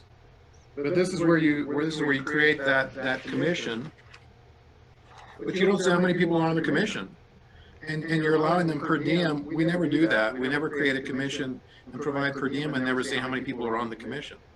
And this is a pretty important commission because, as we established earlier, this is the commission that gets to advise how many plants, and when you go into this equilibrium that was discussed earlier and so forth, all of this gets decided by this commission. It's a very important commission, but we don't say how many people are on it. And if you look at subparagraph 4, it just says, you know, it says there's a district attorney and a chief public defender and a county sheriff, but then in paragraph 4 it just says members appointed by the director, and it's got a number of people that are listed under that. One of them is from a community disproportionately affected by past federal and state drug policies. I would just ask you, we talked about this, the social part of the program. I don't know what that means. What is a community disproportionately affected by past federal and state drug policies? Tell me, who is that? Is that brown, black, Hispanic? Mr. Chair, first of all, thank you. We appreciate your comments very much. Yeah, I mean, I think when you look historically at the war on drugs and the people and communities most impacted by it, it's usually people of color.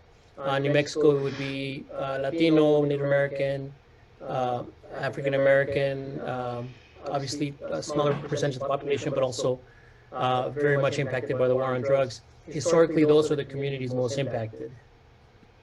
Right, and so you got a list of people that are on this commission, and it says members appointed by the director, and it includes a labor organization, a community disproportionately affected, an Indian nation, expertise in environmental science. It's got a list of people, but then you get to the end, the last one, the catch-all, just says anybody with expertise in relevant areas as the director and superintendent deem appropriate. That's pretty much, you know, that means they get to say whatever they want on this very important commission, right? It says anybody with relevant experience, the director and the superintendent deem appropriate. That could be anything. So that's to me not really a very consistent with the way we normally define who goes on a commission. And we almost always have the total number of people on a commission, particularly where we're providing them with per diem.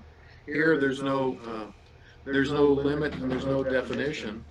And then we create other commissions which likewise don't have any numbers. So I'm not accustomed to that. I'm not accustomed to creating commissions without saying how many people are on them. If you look at, there's a section of your bill that deals with subpoenas. Those of the attorneys in the group would be, I think, naturally very concerned about that. I am. I've never heard of anybody being given subpoena authority. In this case, you're giving the director subpoena authority to issue. It just says the director through legal counsel is vested with power to issue subpoenas, returnable within no less than 5 days. Usually to get a subpoena as a lawyer, you've got to file a lawsuit. There has to be a pending lawsuit. There has to be a judge authorizing the subpoena. I can't just go subpoena things from anybody. And I think this would be a first. I may be wrong. If anybody wants to correct me, I don't know anybody else who has the authority, but we'd be giving the director here to go issue subpoenas on anybody for anything, including here, show up, testify, to produce all the person's books or records, etc. That's pretty invasive for a lot of businesses. You know, for somebody to show up and say, "Hey, you got to give me all your finances, all your tax returns, all your business records." But we're giving the director that kind of authority. Section 4 of your bill establishes a medical cannabis subsidy program. I wanted to ask the secretary, because I thought I saw you shaking your head earlier when I said the bill provides for the department to buy and distribute marijuana or medical cannabis to qualified patients. And Secretary, did I miss it? Maybe I misread your body language. I thought I saw you shaking your head that this bill does not do that. Mr. Chairman, Superintendent, it doesn't. It sets up a fund so that the Department of Health, and that's a fund that would be connected to the Department of Health, so that the Department of Health could subsidize individuals who had a financial need to purchase cannabis. So it would be a subsidized purchase. Well, that may be the intention, but that's not what the bill says. The bill says that by January 1 of 2020, the department shall, and then it says establish a medical cannabis subsidy program through which the Department of Health shall make distributions to provide medical cannabis or subsidies to qualified patients. So I read that you're making distributions to provide medical cannabis. That's what it says. So maybe you're making distributions of money so they can go buy their cannabis. And maybe that's what you're telling me they're going to do. But that could also be read to say that the department shall make distributions to provide medical cannabis, which is exactly what it reads. So that's why I thought, well, the department may be the biggest buyer of the medical cannabis. And you're shaking your head no, but this bill would authorize them to do that. That may not be the intention. But that's, again, I can only go what it reads. So I'm trying not to wear down the patience of everyone here. One thing that I found really puzzling and troubling, I think this is still in the bill.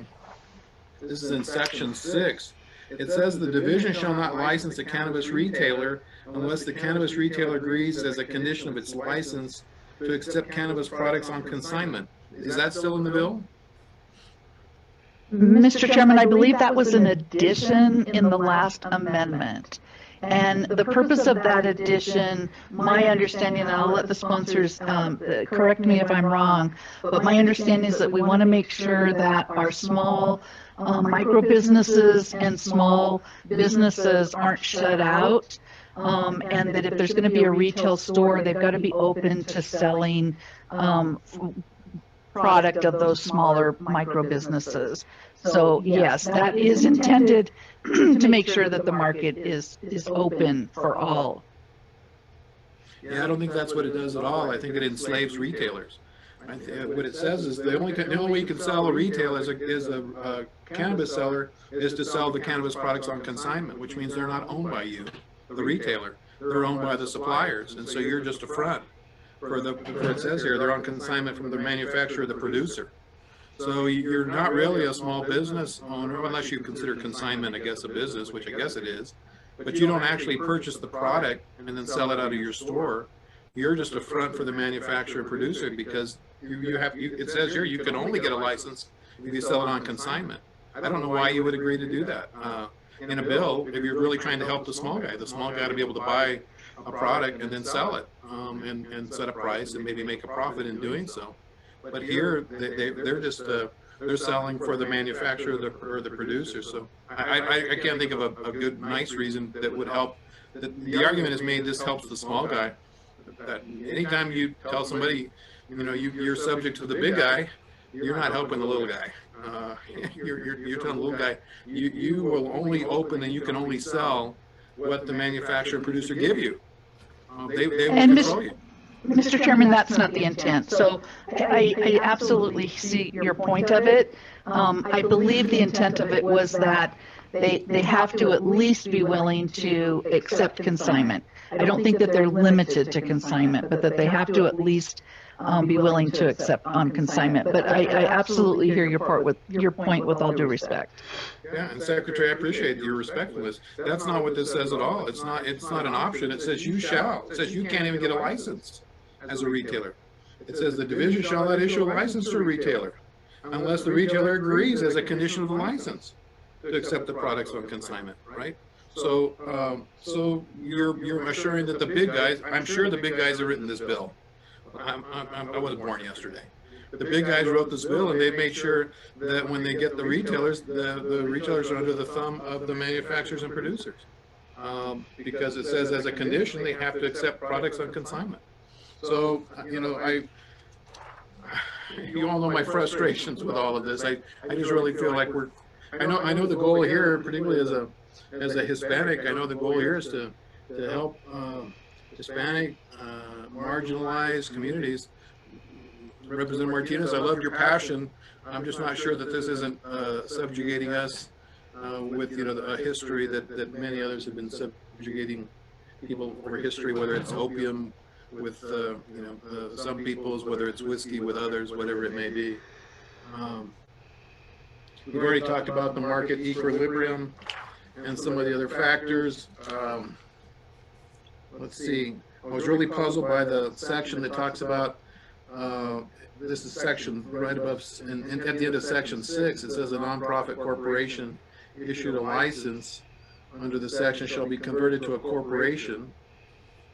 I don't know what that means. A nonprofit corporation shall be converted to a corporation by the Secretary of State upon filing of articles of organization by the nonprofit corporation. That wouldn't make any sense. If you have a nonprofit that's going to be converted to a corporation, you wouldn't do that upon the filing of the articles by the nonprofit corporation. Those articles would have already been filed when you created the nonprofit in the first place. So none of that section makes any sense to me. It says it shall be approved pursuant to an agreement of conversion. And then even more strangely, it says upon the conversion, all property by the converting entity remains in the newly converted entity, and all obligations of the converting entity continue as obligations of the newly converted entity. All of that is really determined by the contract between successor corporations. They limit their liabilities, or they transfer assets, or not. So I would probably take that out. I don't know why that would be in a bill like this. If you look at section 8, unless this has been changed, subsection B of section 8, in my case it begins on page 37, says the division shall not limit the number of licenses of any kind, or the scope of license, or the activities a licensee is authorized to conduct. So what I understood earlier is that the division will limit the number of licenses. Maybe I'm misunderstanding that part, but what it reads, it says the division shall not limit the number of licenses of any kind. So what am I missing here? Mr. Chair and Senators, I believe this part was actually amended in Senate Tax last week when we heard it in that committee. I don't think so. Not on my version that shows amendments in context. I look at the secretary. I think she's affirming that I'm right. Mr. Chairman, for some reason, and I'm having troubles, I heard you say section 8, but our page numbers aren't matching up because you're looking at the in context. But for some reason, I think that was part of the amendment that Senator Duhigg was doing. But if you could point it out to me, I could probably get closer. Sure. On my in context version, it's section 8, subparagraph B. Thank you. It's page 32 in the bill.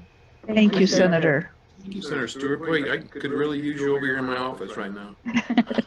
I like to be there. I'm cold down here in the basement. You should come after the meeting, I assure you. All right, go ahead. Mr. Chair, yes, and that is not in reference to the, that is in reference to like what we talked about is like a food court, right? So the department wouldn't be able to say that you can only have a certain number of licensees. Those are going to be decisions that are made by the local community. That's not something that the department would restrict. We do have the authority to restrict for micro businesses because they can only have one of each. But Senator Duhigg, was this a place where you were adding language? For some reason, I thought we had talked about this one. Yeah, Mr. Chair, Superintendent, yes. I think I just added, except for the provisions otherwise herein at the beginning of that language. to account for the changes that would be able to be made in response By the to way, market in changes. case you're not paying attention, Cervantes our, just eviscerated Our minutes the tonight may bill. take care of that, but the Holy language crap. before the amendment said the division shall not limit the number of licenses. It probably would have been We've great, evidently adopted an Senator amendment that Cervantes, says if you could have that's done this exactly what you can do. evisceration So, in private at least some of this is days making some ago, sense, but you can weeks understand ago, before we and let began the them know committee, these things. I have language that said the division can't limit licenses. And Instead of Secretary, while you say launching this only relates to this attack at certain 1 local a.m. governments or certain types of things, on that's not what any of Wednesday, the context of this section says. the Anything about it. 17th. There's no context in there at all that would support that interpretation. Not that he's wrong. I'm not saying the guy's wrong. He's a clever guy. He's raising some good points, some points that I'm kind of embarrassed about I was a big shot. that the sponsors didn't have. But still, the legislature said you can't talk about launching it at the last minute. You're right, Mr. Chairman, and I was just trying to think really quickly, but I do remember that was Senator Duhig's a conversation we had and that she fixed that this evening. Okay, good. Well, we made some good progress, constructive things. I've already expressed my concern with subsection G of section 8, I believe, which is the language that as I said, provides for a conviction for possession, use, manufacture, distribution, or an intent to manufacture, distribute, or dispense a controlled substance is not a substantially related to qualification, function, or duties of a business seeking a license. I just don't think that that's wise. And I realize that the argument made earlier was the department has the discretion to still deny a license to such an individual. But again, in the interest of social justice, I'm not really sure that expressly saying that you can be a convicted person with manufacturing, distribution, dispensing of any controlled substance, which would include some pretty serious drugs, that shouldn't be a consideration in granting a license. The subsection E, Secretary of Section 9, earlier I had asked you about the $125,000 fee. Yes. And you said that was the total of all charges, but if I read it as it reads, in subsection E, it says the initial application fee and the annual renewal fee for a vertically integrated cannabis established license, single license, shall not exceed $125,000 for a license for both medical and commercial cannabis. So that suggests to me that you can charge up to $125,000 for that license. Mr. Chairman, if you'll look at the amendment that Senator Ivy Soto the committee just adopted, I actually clarified that in there. And when Secretary was saying, like, there's 3 pages there that's RLD cleanups, it's because there was more people than just yourself that were having some confusion about that language, and myself being one of those. And so I literally spelled it out what the cost of each license was, and then when you read this in context of that amendment, you'll see that it's no more than $125,000, because I spelled out how much each license would be, because that was very confusing to me too. Yeah. Okay. Well, like I said, I'll look forward to talking with you more. It's now well after 1 o'clock. There's a lot of things in here that I just said, no big surprise to anybody. I just have real concerns about. I have a real concern that your act allows a parent to serve cannabis to a child in their household of any age. You're shaking your head no, but if you look at section 14B, it says it's not a violation of the act when a parent serves cannabis products to a person under age 21, as long as it's on their real property and under control of the parent. So that language would say that I'm a parent and I can give marijuana to my kids at any age, as long as it's in the house. Yeah. I don't think that's a very good idea. You give them Tylenol too. So I'm jumping around, but I won't vote for you, Bill. How's that? All right, we're on the do pass motion, I think. Is that right? Senator Baca, is your hand raised on the do pass motion? Yes, and I'm sorry, Mr. Chair, that you went there. And you know, I just want to say something real quick. This committee, and I'm gonna tell you that we had an amendment on the floor the other day, and I know it's a little bit off topic, and I know it's late, where the chair of this committee explained venue. And as often, me and this chair do not agree on policy very much. But my immediate reaction was to walk back to my office and to say, goodness, I hate when he's that right. And,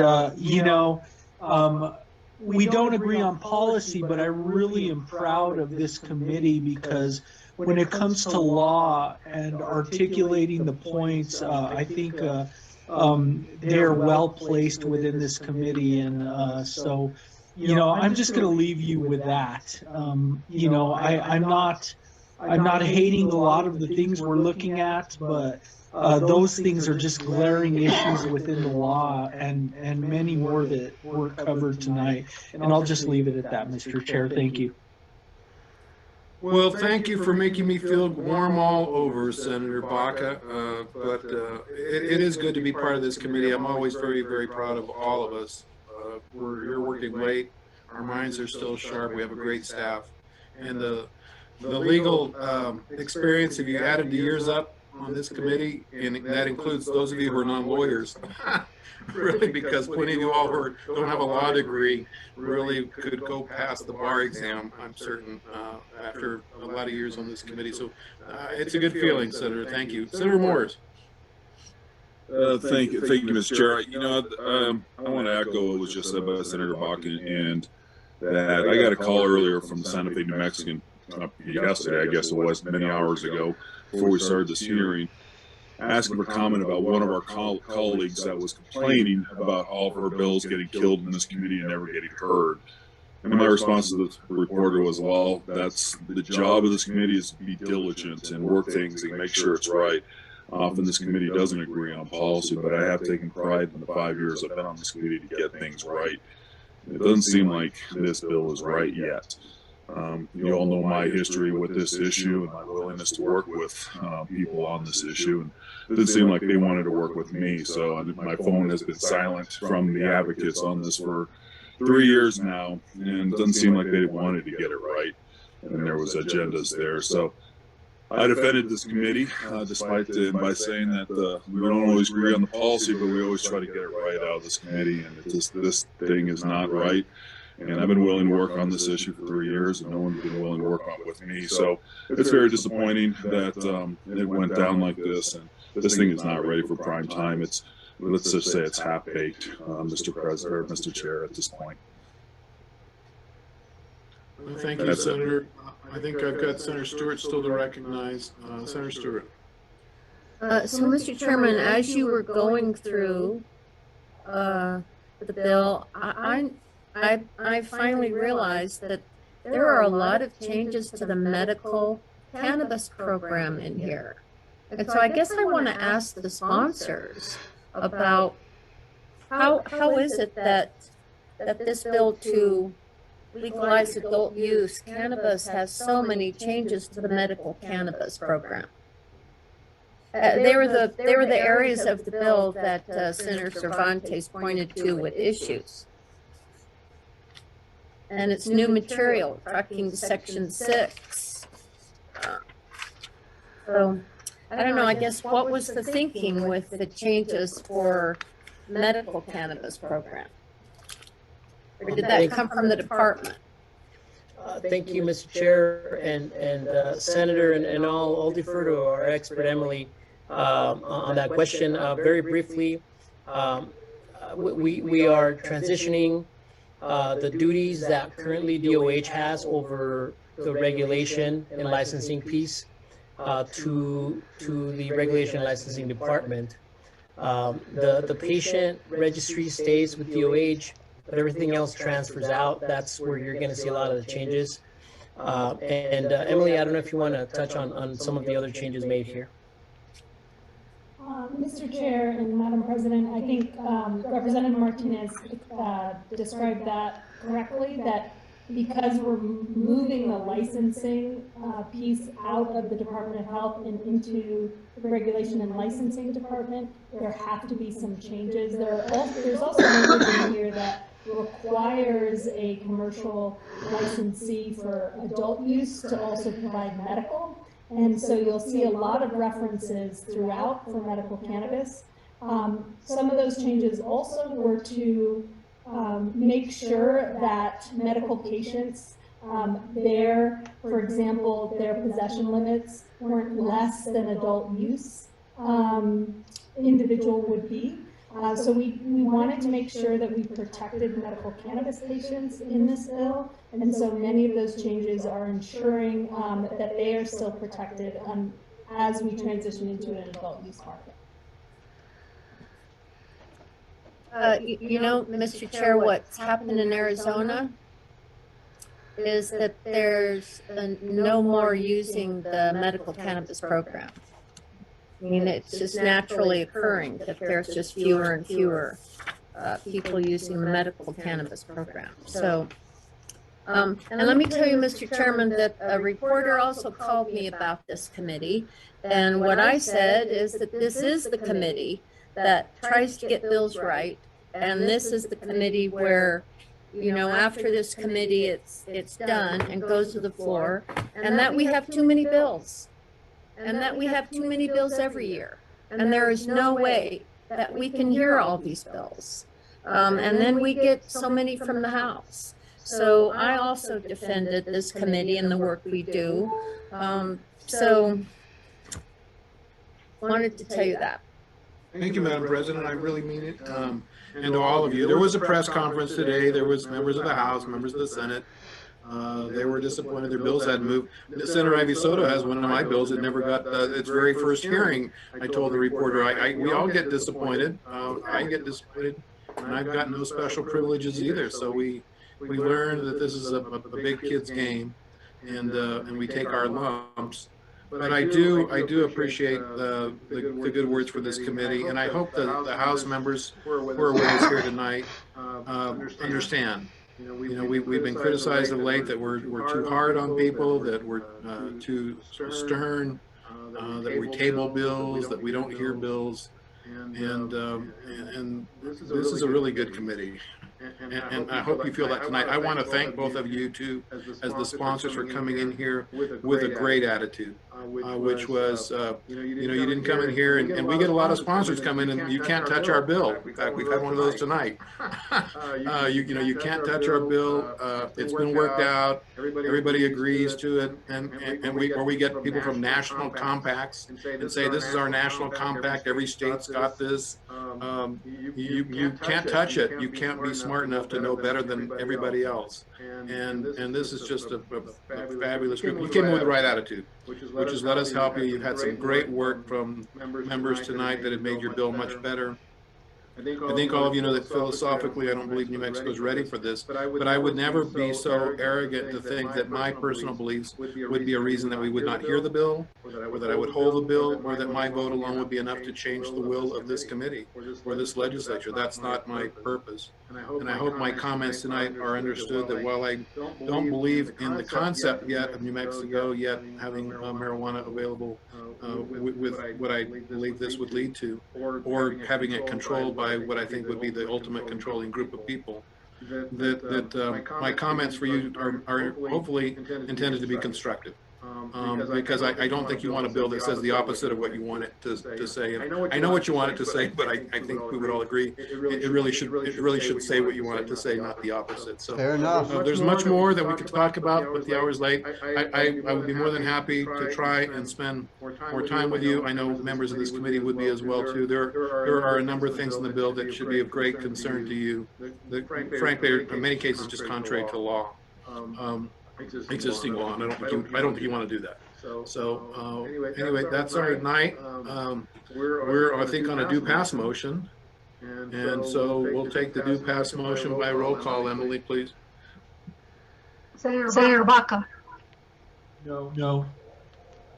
Senator Duhigg. Yes. Senator Ivy Soto.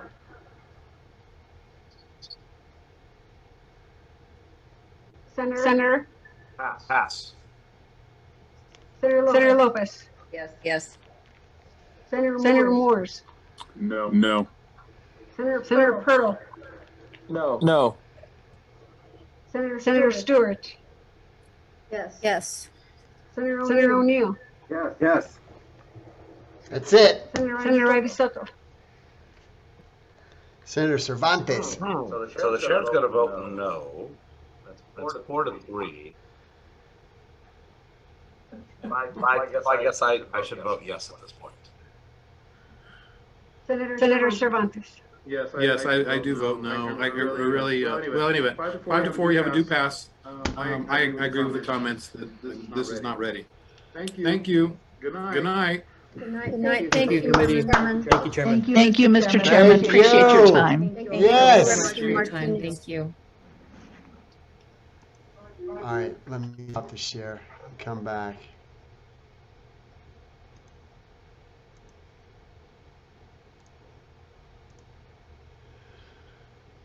All right, so you heard it there. Finally, what time is it? 1:25 in the morning. They started discussing this bill at about 9:43, I think. He gave 25 minutes at 9:43. And here it is, 4 hours.